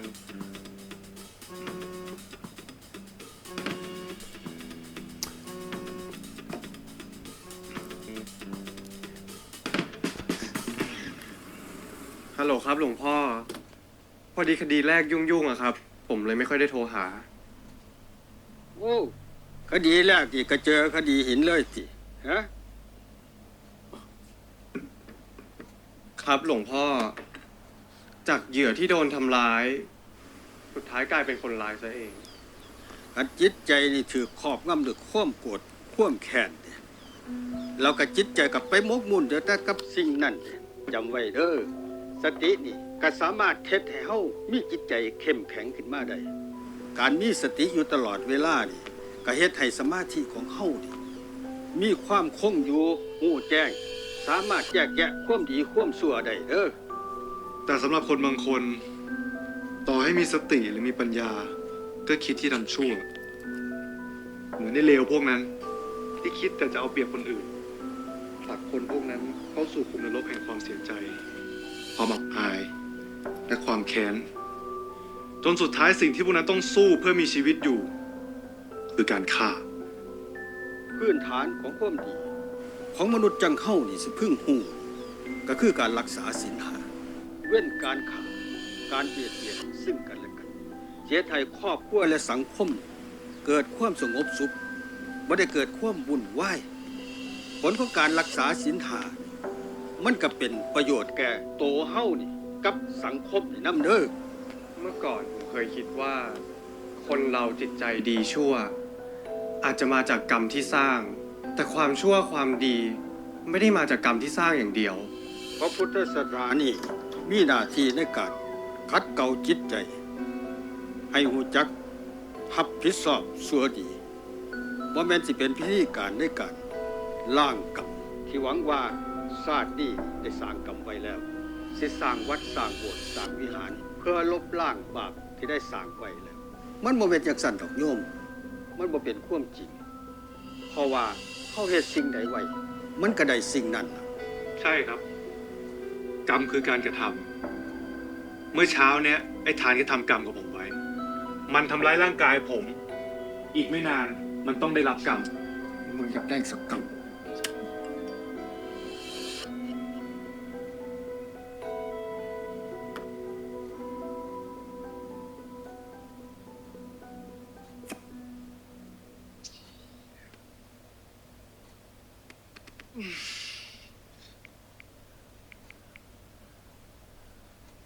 เฮ้ยทางกูไปก่อนนะเว้ย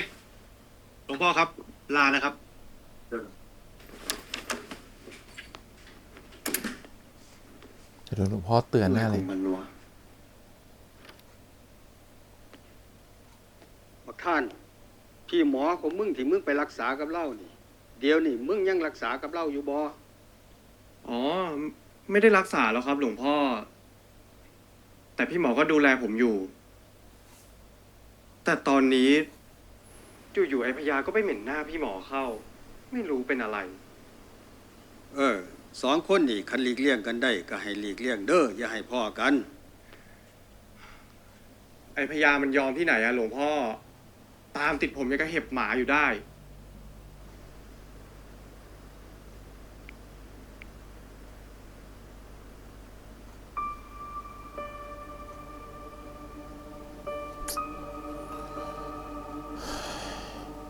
เทียนจะดับอีกไหมเนี่ย บอกแล้วว่าอย่ายุ่งเรื่องของกู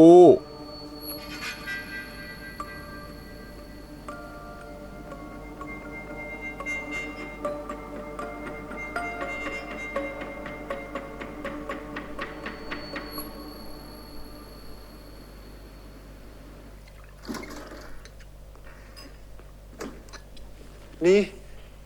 ย่า ก็อยู่ข้างบนไง ย่าครับ คุณย่าครับ คุณย่าไม่สบายเป็นไรป่ะครับทำไมย่าไม่ไปโรงพยาบาลน่ะ ใครเป็นอะไร ก็ไหนว่า2 3 วันจะกลับ เห็นยายนีไลน์บอกผมว่า คุณย่าไม่สบายไงครับ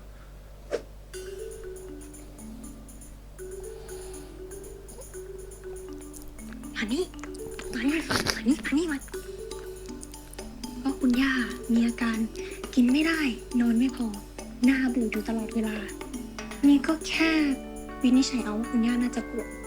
เป็นโรคคิดถึงหลานรักไหม หลอกพี่แล้วนะ พูดจริงเถอะก็ตั้งแต่ที่พี่ตัดสินใจเข้าไปฝึกที่หน่วยนั้นอะคุณย่าก็คิดว่ากลับมาพี่จะได้อยู่บ้านมากขึ้นที่ไหนได้บ้านก็แทบไม่ยอมกลับเลยคุณย่าเขาก็น้อยใจนะสิบ้านเขาก็ไปง้อด่วนเลยค่ะ เอาเชียว อันนั้นเนี่ยก็มาง้อย่านะ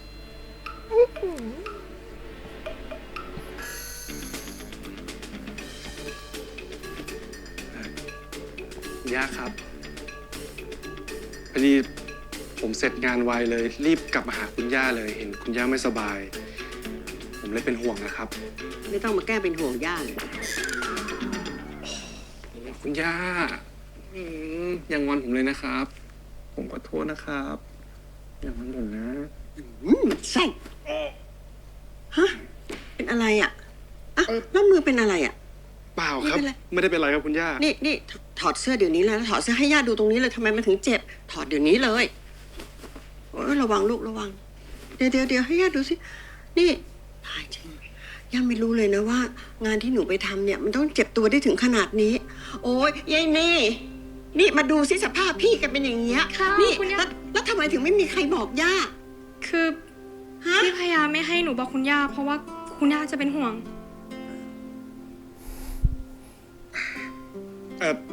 แผลมันแค่นิดเดียวเองครับคุณย่า โอ้แค่นี้ชิลสบายมากโอ้ย่าไม่ต้องห่วงผมแบบโอเวอร์หรอกครับ พี่พยา ถ้าแกคิดว่าแค่เนี้ยมันเป็นเรื่องเล็กน้อย ไม่อยากให้ย่าเนี่ยไปยุ่งย่ามในชีวิตแกเนี่ยก็แล้วแต่ใจก็แล้วกัน คุณย่า เข้าใจเลยคนแก่ขี้งอนเนี่ย ดี๋วก่คุณย่าโอ้ น้อยใจเลยเนี่ย พี่นี่เป็นพี่ชายที่ไม่ได้เรื่องจริงเลยคุณย่าเขาน้อยใจแล้วเนี่ยทำไมไปพูดอย่างนั้นอ่ะ สวยแล้วไง เอาไงดีอะ คืนนี้พี่ก็อยู่บ้าน กินข้าวกับคุณย่า แล้วก็ชวนคุณย่าคุย แล้วก็ค่อยหาโอกาสเข้าไปง้ออีกทีแล้วกัน แต่ตอนนี้ไปอาบน้ำก่อนเถอะ ตัวเหม็นมากกลิ่นติดขนมนีหมดแล้วเนี่ย เวอร์มากอย่างนี้เวอร์มาก คุณย่าคะคุณย่า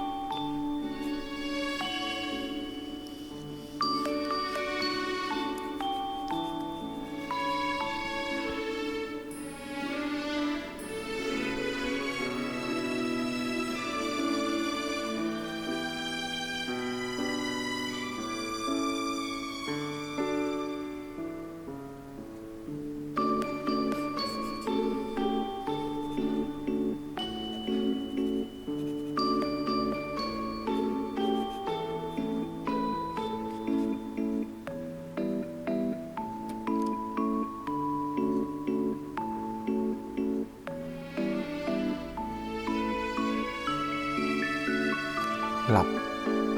เดี๋ยวฝันเจอกันแน่เลย ในที่สุดเราก็ได้กลับมาเจอกันอีกครั้ง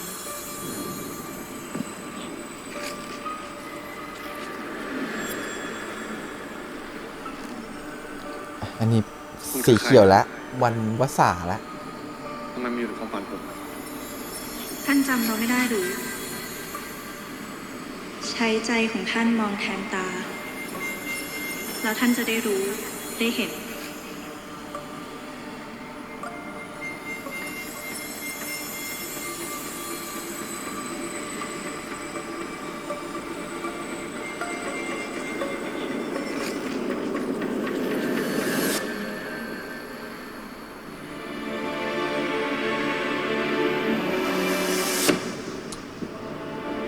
ใช้ใจมองก็จะรู้ว่าคือใคร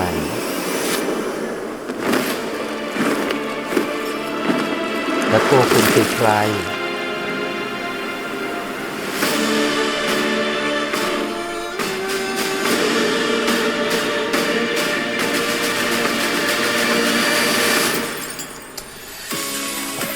อ้ย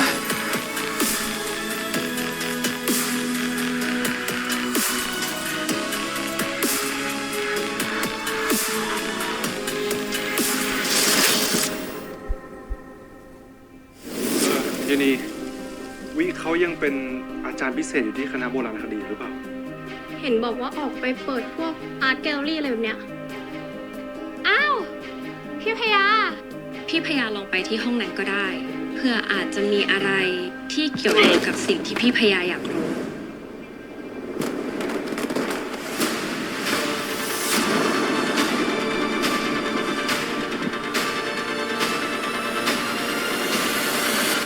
โอ้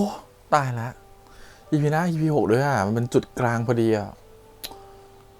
EP นี้ก็ไม่น้อยกว่ากันเลยนะฮะ1 ชั่วโมง 22 นาทีโอ้โหบ้าบอพี่จะไม่พูดยาวแล้วกันนะฮะเพราะว่าซีรีส์มันยาวมากเราพูดสั้นๆก็พอคือว่าจริงๆ EP นี้ไม่ได้มีประเด็นอะไรเยอะแต่ต้องขอชมนิดนึงว่าซีรีส์ทำดีมากคือซีรีส์แบบว่าแบบคือหนึ่งนะมันเป็นซีรีส์ที่เป็นแนวสืบสวนสอบสวนซัสเพนส์เนาะเทรลเลอร์หาความจริงเรื่องพูดเรื่องจริยธรรมพูดเรื่องวัฒนธรรมจารีตความรู้สึกของแบบว่าศิลธรรมจรรยาต่างๆลงไปร้อยเรียงกันได้ลงตัวมากๆแถมยังแทรกความเป็นวายได้ลงไปอีกนะครับผมคือรู้สึกแบบเฮ้ยอยู่ทำงานดีอ่ะงานเนี้ยบงานละเอียดชอบคือรู้สึกคือแบบมันดูเป็นซีพะมันเป็นเหมือนเป็น EP ที่ตึงเครียดนะครับผมพูดถึงเรื่องเครียดพูดถึงเรื่องของความแบบว่าเกี่ยวกับกฎหมายที่มันไม่สามารถที่มันกฎหมายที่มันไม่ศักดิ์สิทธิ์กฎหมายที่มันไม่สามารถที่จะกำจัดคนผิดได้คนผิดมันยังลอยนวลอยู่แต่คนที่กลับถูกทำร้ายกลับเป็นคนที่ไม่มีเงินถูกไอ้พวกคนที่ผิดที่ไม่มีเงินกลับเป็นคนที่มันรอดไปจากความผิดตรงนั้นและใช้อิทธิพลของเขาในการทำร้ายคนอื่นคือพูดในประเด็นที่มันแบบโอเคมันเป็นประเด็นที่คนรู้กันอยู่แล้วแหละแต่ประเด็นที่มันใหญ่มากประเด็นที่มันสำคัญมากแล้วมันประเด็นที่มันแทบจะเหมือนแบบไม่มีใช้จุดให้ฉันแทรกเรื่องความรักลงไปได้เลยแต่เขาก็ยังหาที่แทรกได้เธอเก่งมากคือแบบเก่งมากคือแบบเฮ้ยเขาแทรกได้แบบคือเราสึกว่าเขาตั้งใจจะมีให้มีฉากเลิฟซีนหรือมีฉากอะไรที่มันแบบว่าเป็นแบบความรู้สึกของสองคนที่มันแบบมีการโชว์เนื้อหนังมังสาเป็นฉากเซ็กส์เป็นฉากเลิฟซีนอะไรก็ว่าไปแต่มันไม่มีจุดให้แทรกอะแต่เขาสามารถจะแทรกมาในเรื่องของความฝันความคิดจินตนาการส่วนตัวได้อะคืออารมณ์แบบเฮ้ยแบบนี้ก็ได้หรอแต่ได้ว่า คือแบบมันกลายเป็นความคิดของตัวพญาหลอบก่อนก็เป็นความคิดของตัวทานในความฝันคือแบบมันสามารถจะแทรกลงมาได้ด้วยแบบอยู่จะทำแบบนี้ก็ได้เนาะดูยัดเยียดดีแต่ก็ทำได้โดยที่รู้สึกว่ามันก็ไม่ได้โดดขนาดนั้นรู้สึกแบบตัวละครมันก็จินตนาการเองได้แบบนั้นแหละแล้วก็ออกมาเป็นแบบนั้นได้ด้วยคือแบบเธอหาช่องลงได้ทั้งที่จริงๆมันแบบถ้าตัดเรื่องฉากเลิฟซีนจังหวะนั้นออกไปนะEP นี้แทบจะไม่เหลือความโรแมนติกเลยนอกจากการที่แบบว่าตัวทานเห็นพญาจะตายเลยทานไปช่วยพญาอะไรแบบเนี้ยหรือพยานพูดความหวานใส่หยอดคำหวานหน่อยหรือพยานว่าต่อจากนี้ฉันจะเป็นทาสเธอจะเป็นหัวหน้าของฉันเธอจะเพื่อฟังเธอทุกอย่างอะไรแบบเนี้ยซึ่งมันก็เป็นความหวานที่แทรกลงไปได้ที่มันน่ารักมากแต่ความรู้สึกคือยังแทรกฉากเลิฟซีนลงไปได้อีกอ่ะคือแบบเธอเก่งเกินอันนี้ต้องชมทีนี้เรื่องที่เราจะพูดใน EP นี้คือเขาเปิดตัวแล้วว่าชโลธรเนี่ยคือใช่แน่ๆตัวร้ายนะครับผมแล้วก็เป็นคนที่น่าจะเป็นเจ้ากรรมนายเวรจริงๆเราจะได้เห็นว่าการที่เจ้ากรรมนายเวรเนี่ยอย่างพญานาคอย่างชโลธรเนี่ยเขาเข้ามาแทรกแซงเรื่องที่มันเกิดขึ้นเนี่ยเขาเข้ามาแบบไหนอย่างรอบนี้ก็คือเข้ามาแบบว่าสิงร่างนรงค์เนาะเพื่อจะฆ่าตัวพญาให้ได้ให้ดูเป็นเรื่องของให้ดูแบบเป็นเรื่องปกติทั่วไปแต่จริงๆแล้วเนี่ยคนที่รู้เห็นในจังหวะตรงนั้นจะรู้ทันทีว่าอันนี้ไม่ใช่นรงค์และนรงค์จำอะไรไม่ได้เลยนรงค์ลืมไปเลยนะครับผมว่าทรงจำตรงนั้นแล้วมันกลายเป็นว่าตัวของสองคนที่พญากับตัวของทานเนี่ยคือรู้ก็2 คนแล้วรู้ว่าพระเนี่ยที่ถือมาเนี่ยที่สร้อยของพญาที่หลุดออกไปเนี่ยพอเอามาจับเนี่ยแล้วมันต่อยใหม่เนี่ยมันกลับทำให้แบบมีพลังขึ้นมาได้นะฮะมันทำให้ตัวของแบบพญานาคหลุดออกไปจากร่างได้แสดงว่าชโลธรเขาสร้อยนั้นไม่มีผลอยู่นะมีความกลัวอยู่แต่สิ่งที่เรายังคิดไม่ตกก็คือว่าตรงที่ตอนที่ชโลธรเขามาหาที่ห้องแล้วตัวของพญาเนี่ยเขาไม่ยอมให้เข้าห้องเนาะแล้วเขาจับไปที่ไหล่เนี่ยแล้วมันกลายเหมือนกับแบบเหมือนเป็นกรงเล็บพญาครุฑจิกลงไปที่ไหล่พญานาคแล้วก็กลายเป็นเลือดออกแบบมีรอยแผลเป็นอะไรเงี้ยคือเราไม่แน่ใจว่าพลังที่พญามีมันเกิดจากการที่ชาติก่อนเป็นพญาครุฑ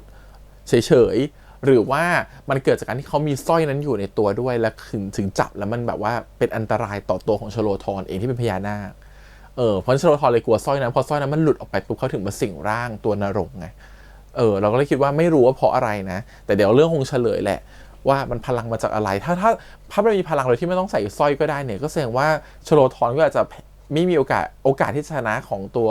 พญาก็ยากขึ้นเรื่อยๆถ้าพญาเขาโตขึ้นเหมือนกับฟื้นพลังรู้ว่าตัวเองเป็นอะไรมันเหมือนจะมีพลังของพญาครุฑกลับมาติดตัวกันอันนี้เราไม่รู้เพราะดูตัวอย่างต่อไปเหมือนกับว่าเขาเริ่มจะพยายามจะหาความจริงของเรื่องนี้แล้วว่ามันเกิดอะไรขึ้นกันแน่สิ่งที่เขาเห็นซ้ำๆมันคืออะไรมันยังไม่ได้คำตอบเลยแต่มันเหมือนจะใกล้แล้วอีกนิดนึงเหมือนจะได้แล้วเพราะฉะนั้น EP หน้าน่าจะเป็น EP สำคัญ EP หนึ่งที่ทำให้เขารู้ความจริงทั้งหมดในอดีตของเขาว่ามันเกิดอะไรขึ้นมันถึงทำให้ตัวเขาต้องมาวนเวียนอยู่แบบนี้แล้วก็เจอเรื่องแบบนี้นะฮะจนกว่าเจ้ากรรมนายเวรจะจากไปแต่ EP นี้ตอนทิ้งท้ายเขาก็เห็นแหละว่าวรรณสารัตน์เนี่ยกับวรรณสาเนี่ยคือคนเดียวกันนะครับผมก็คือให้รู้ว่าคนฉันในชาตินี้เป็นผู้ชายฉันในชาติแกเป็นผู้หญิงที่เธอมาหลงรักอะไรแบบนี้ก็เริ่มจะเห็นพญาครุฑตอนจบแล้วเดี๋ยวคงจะมาเล่าเรื่องแหละว่า EP หน้ามันเกิดอะไรขึ้นทำไมถึงต้องเห็นพญาครุฑแล้วพญาครุฑต้องการมาสื่อสารอะไรกับตัวของพญานะฮะทีนี้พอพูดถึงประเด็นหลักๆของ EP นี้เลยนะครับนอกจากความรักที่มันเกิดขึ้นการยอมรับกันการให้อภัยกันแล้วมันก็ยังมีเรื่องของท็อปปิกที่ใหญ่มากๆคือตกลงเนี่ยกฎหมายเนี่ยกับศีลธรรมจรรยากับเรื่องของความผิดชอบชั่วดีเนี่ยมันไม่ได้ไปด้วยกันจริงๆหรือเปล่าหรือมันไปด้วยกันมันเป็นการตีของความคิดนะฮะแล้วเรื่องก็ไม่เฉลยหรอกว่าต้องคิดแบบไหนถึงถูกเพราะว่ามันเป็นความจริงที่เกิดในสังคมเพราะฉะนั้นถ้าเรามานั่งชี้นำว่าแบบไหนถึงถูกมันเป็นไม่ถูกเพราะว่าแต่ละคนมีความคิดไม่เหมือนกันแต่เราชอบกันที่เขาใส่ความคิดที่มันแตกต่างกันอย่างนรงค์เนี่ยเขาก็มองว่าก็เพราะตำรวจนี่แหละทำให้มันเกิดเรื่องแบบนี้ขึ้นเพราะคุณไม่เอาคนผิดจริงๆเข้าคุกคุณปล่อยให้คนผิดลอยนวลทำให้สุดท้ายมันเป็นภาระกับสังคมภาระคนอื่นแล้วคนที่ถูกกระทำทำให้เขาบาดเจ็บแล้วเขาก็อยากจะแก้แค้นอยากให้รู้สึกว่าสิ่งนี้มันไม่ยุติธรรมสำหรับเขาอันนี้คือตำรวจทำให้เกิดคนแบบนี้ขึ้นถูกไหมนรงค์ก็โทษตำรวจตัวของวิทย์เองเนี่ยก็โทษตำรวจเหมือนกันว่าก็เพราะตำรวจเนี่ยเป็นแบบนี้เพราะแกแบบนี้เขาก็เลยไปร่วมมือกับนรงค์เพราะเขาอาจจะเป็นเพราะมีความสัมพันธ์นะคนนึงเป็นพี่ชายคนนึงเป็นแฟนเก่าอะไรเงี้ยก็เลยไปร่วมวงด้วยว่ามันไม่ควรเป็นแบบนี้มันควรต้องดีกว่านี้สิมันก็เลยมองในมุมของตำรวจผิดทีนี้อย่างสารวัตรเนี่ยคุณสารวัตรเนี่ยเขาจะมองเลยว่าโอเคเขารู้ทุกเรื่องแหละว่ามันทำอะไรไม่ได้จริงๆมันก้ำกลืนฝืนทนมันแบบทนดูต่อไปสิ่งพวกนี้ไม่ได้แต่เขาก็รู้ลึกๆว่าจริงๆแล้วเนี่ยตัวเขาก็ยึดมั่นในกฎของตำรวจเหมือนกันว่าการที่คุณเป็นตำรวจคุณมีหน้าที่ของคุณในเมื่อมันอยู่ในหน้าที่ของคุณนะคุณต้องทำตามหน้าที่ให้มันถึงที่สุดขณะเดียวกันน่ะเขาก็เชื่อว่ามันก็ต้องมีทางเหมือนกันถ้าเขาพยายามต่อไปมันจะต้องมีทางที่ตัวของกฎหมายมันศักดิ์สิทธิ์พอที่จะเอาคนผิดเข้าคุกได้อย่างน้อยๆเขาก็สามารถที่จะเอาใครสักคนหนึ่งเข้าคุกได้โดยที่เขายังมีความเชื่อในแบบนั้นอยู่โดยที่เขาไม่ต้องเป็นศาลเตี้ยซะเองหรือทำไม่ดีซะเองก็เขาเชื่อว่าอย่างน้อยการที่เขาว่าเป็นตำรวจมันจะต้องเอาใครสักคนหรือช่วยเหลือใครสักคนได้ไม่มากก็น้อยจากการที่ช่วยเหลือให้คนน่ะเอาคนผิดมาลงโทษซึ่งอันเนี้ยทานกับพญาก็เห็นด้วยกับเขากับสารวัตรก็เลยเลือกที่จะรู้สึกว่าโอเค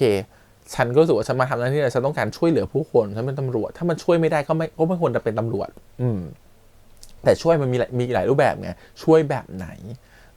และอย่างหนึ่งคือถ้าสมมติเราไปติดวังวนอยู่กับคนที่เขามีความผิดหรือคนที่เขาแบบอย่างเงี้ยมันก็ทำให้เราลำบากใจที่จะทำงานตรงนั้นด้วยเนาะทีนี้มันเลยต้องเลือกแล้วว่าในเมื่อมันตำรวจมันมีหน้าที่แบบนี้คุณจะทำหรือไม่ทำเป็นเรื่องของคุณมันเขาก็เลยชอบประโยคปลายเปิดที่สารวัตรบอกว่าคุณได้นะมันไม่ผิดแล้วว่าตรงนี้ก็เป็นอีกจุดหนึ่งที่มันดีเพราะว่ามันให้เห็นความคิดของสารวัตรที่เป็นตำรวจแท้ๆดั้งเดิมความคิดของคนที่ไม่อยากเป็นตำรวจแล้วรู้ว่าตำรวจแบบไม่ชอบตำรวจแล้วความคิดของเสี่ยที่มองแบบทุกคนก็เป็นเบี้ยล่างฉันต้องทำให้ฉันทำงานให้ฉันแล้วรู้สึกว่าความคิดที่นรงค์ทำมันสุดยอดมากแล้วมันสุดโต่งมากตรงที่ว่ามันไลฟ์ไงมันเป็นการกระตุ้นคนได้มันมีความเป็นเคมีของโจ๊กเกอร์ที่อยู่ในตัวของนรงค์อยู่อารมณ์แบบฉันจะเป็นสารเต้พวกเธอเองแล้วฉันจะไลฟ์ให้ดูให้เห็นว่าทุกคนน่ะมันมีสิทธิ์เรียกร้องสิทธิซึ่งถ้าเขาทำแบบนี้ต่อไปเรื่อยๆจะกลายเป็นว่าทุกที่จะต้องเป็นคนที่แบบคือเหมือนกับเขาจะเห็นว่าการทำสิ่งเหมือนที่นรงค์ทำถูกได้มีคนชื่นชมมีคนยินดีเขาอาจจะไปจับใครมาแล้วมาทำร้ายก็ได้หรือเขาจะทำทุกอย่างโดยสารเตี้ยก็ได้มันเป็นการปลูกฝังนิสัยของคนให้ผิดนะฮะมันไม่ใช่ทุกคนที่จะควบคุมตรงนั้นได้มันก็ไม่ดีเหมือนกันในสิ่งที่ตัวนรงค์กำลังทำอยู่แม้เขาจะทำให้ความสะใจก็ตามทีนี้เนี่ยเราชอบการที่มีทั้งฝั่งนรงค์ ฝั่งตัวของตัวเอกในเรื่องมันก็มีฝั่งหนึ่งที่เราทึ่งมากคือฝั่งของพระเจ้าอาวาสนะครับหลวงตาที่เคยเลี้ยงมาเนี่ยเขาก็มาสอบถามเรื่องนี้แล้วเขาก็โดนประเด็นนี้เหมือนกันแล้วเขาก็ให้ความเห็นได้ดีมากเลยว่าสุดท้ายทุกคนมันเป็นกฎของเป็นไปตามกรรมมันเป็นเรื่องของหน้าที่ใครหน้าที่มันที่ไม่ว่าคุณทำดีแค่ไหนมาชดเชยบางทีถ้ากรรมมันเป็นกรรมที่คุณทำไว้หนักให้คุณทำดีมากๆมันก็อาจจะชดเชยไม่ได้ก็ได้เพราะฉะนั้นมันไม่เกี่ยวกันเพราะฉะนั้นสิ่งที่พระพุทธเจ้าสร้างบอกว่าอยู่ในศีล 5ทำแต่ความดีไม่เบียดเบียนใครมันคือสิ่งที่กำลังศีล 5ก็คือสิ่งที่ทำให้เราไม่ละเมิดไปในทางที่ผิดอะค่ะหรือไม่ออกนอกจนเกินไปกว่าสิ่งที่ควรจะเป็นเพราะฉะนั้นการที่เขาทำแบบนี้ปุ๊บมันทำให้เห็นว่ามุมมองของพระมองว่าสุดท้ายผู้ร้ายเหล่านั้นมันจะหมดไปตามกรรมของมันจะถูกอะไรบางอย่างทำให้รู้สึกว่าเขาไม่มีโอกาสก็ได้ในอนาคตนะฮะเพราะฉะนั้นการที่กรรมมันติดจรวดแบบนั้นพระเลยปล่อยให้เป็นหน้าที่ของกรรมมากกว่าที่เราจะเข้าไปยุ่งเพราะว่าการให้อภัยคือสิ่งที่ยิ่งใหญ่นั้นการที่เราเลือกที่จะไม่ทำข้อ 1คือการล้างแค้นการให้เขาเจ็บไข้ได้ป่วยทำให้เขาถูกทำร้ายเนี่ยเขาก็เลือกที่จะแบบเหมือนว่าตัวของพระเขาพยายามจะชี้ว่าศีลเนี่ยมันสำคัญและเป็นตัวกำหนดกฎเกณฑ์ทุกอย่างหากไม่มีศีลคนก็จะทำผิดได้ง่ายแค่นั้นเองนั่นซึ่งสำหรับเรารู้สึกว่ามันเป็นการที่พูดในหลายๆมุมใน EP เดียวกันแล้วมันทำให้เห็นภาพเนาะกับบริบทที่ว่าต้องการสื่อว่าตกลงแล้วเนี่ยตำรวจพึ่งได้จริงหรือเปล่าตกลงแล้วเนี่ยสังคมเรามันเป็นแบบนั้นจริงไหมมันทำให้เราแบบกระตุกแล้วก็ชะงักในการที่จะคิดตามไปกับความคิดของเขาเนาะในสิ่งที่ตัวของผู้ร้ายพูดบางทีเราก็เอว่าเฮ้ยเหมือนกับเราจะเข้าข้างผู้ร้ายว่ะแต่ก็ต้องกลับมาว่ามันเป็นสิ่งไม่ดีเราจะไปคิดแบบนั้นไม่ได้ทุกคนมันก็เลยเหมือนแบบตีกันในความคิดแล้วก็ไม่มีสิ่งไหนถูกสิ่งไหนผิดนะครับผมรู้สึกว่ามันมีเหตุผลของมันเลยอยากรู้ว่าทุกคนคิดยังไงกับเรื่องนี้ละกันเพราะว่าเราเข้าใจนะคนที่มันไม่เคยเจอเรื่องพวกนี้มันก็จะมองเป็นเรื่องไม่น่าสนใจนะเพราะฉะนั้นอยากจะฟังความเห็นของทุกคนมากกว่าว่าทุกคนมองยังไงนะครับผมมองว่าจริงๆแล้วเป็นศาลเตี้ยตัดสินความผิดชอบเองหรือว่าเราควรปล่อยให้เป็นกฎหมายจัดการเขาเองหรือปล่อยให้เป็นกฎแห่งกรรมจัดการเขาเองคุณทุกคนเลือกทางไหนจริงๆพี่มีคำตอบในใจอยู่แล้วแหละแต่บางทีคนเราทุกคนมันไม่เคยเจอเหตุการณ์แบบนี้มันนึกภาพตามไม่ออกมันก็รู้สึกเป็นเรื่องไกลตัวเนาะแต่คนที่เคยขึ้นศาลมาแล้วหัวเดียวกับทีมรีบเนี่ยจะเข้าใจว่าเฮ้ยพี่มันแบบมันไม่สนุกเอาซะเลยนะครับผมกับการที่ถ้าสมมติว่าเราไม่มีอิทธิพลไปแข่งกับเขาแล้วโดนคนแบบเนี้ยบางทีเรารู้สึกว่าเราอาจจะสู้เขาตรงๆไม่ได้ก็ได้สู้ด้วยกฎหมายไม่ได้ก็ได้แม้เราอยากให้เขาผิดแค่ไหนก็ตามก็รออยากฟังคำตอบของทุกคนครับว่าคิดยังไงรู้สึกว่าเป็นท็อปิกที่มันใหญ่เกินไปที่พี่แฮมจะมาถกกันในซีรีส์เรื่องนี้ขนาดนั้นนะฮะเพราะว่ามันเป็นสิ่งที่เรารู้กันอยู่แล้วแต่มันไม่มีมันพูดยากที่ว่าอะไรมันควรหรือไม่ควรกันแน่แต่ที่แน่การที่คนหนึ่งเลือกที่จะใช้กฎหมายทางที่ผิดเพื่อประโยชน์ของตัวเองเลือกที่จะใช้เส้นสายบางอย่างให้ตัวเองไม่ผิดในสถานการณ์ที่มันควรจะผิดเราว่าคนนั้นเป็นคนไม่ดีแล้วแหละ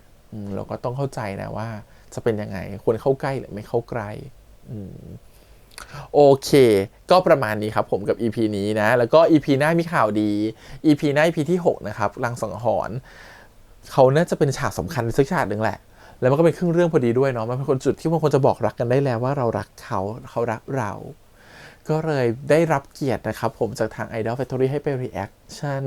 กับเบลลี่และก็เบมนะครับในวิดีโอ6รอชมได้เลยนะครับว่าจะเป็นยังไงแต่ก็ใครอยากจะฝากคำถามอะไรฝากคำถามมาข้างใต้ได้ละกันนะครับผมในคลิปนี้เนาะว่าอยากจะถามอะไรถ้ามีโอกาสได้ถามคำถามเบลลี่กับเบมอยากจะถามอะไรฝากคำถามมาได้เลยในข้างใต้คลิปนี้เดี๋ยวพี่จะเก็บไปเป็นคำถามในสต็อกแล้วก็เอาไปถามเผื่อไว้ให้นะครับผมเพราะว่าตอนนี้คิดไม่ออกเหมือนกันว่าถามอะไรดีอยากจะถามแน่ๆเลยว่าเธอไม่ทำให้เสียงเก่ง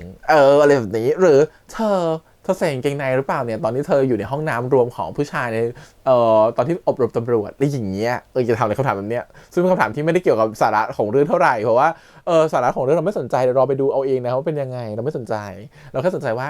เบื้องหลังเป็นยังไงอย่างนี้ดีกว่าลองถามมาละกันนะครับผมเดี๋ยวไปถามให้วันนี้ประมาณนี้ครับขอบคุณอีกครั้งฝากกดไลค์กดแชร์กด subscribe นะครับด้านเสียงทาง YouTube Instagram Twitter แล้วก็ Facebook วันนี้พี่แฮมไปก่อนนะครับบ๊ายบาย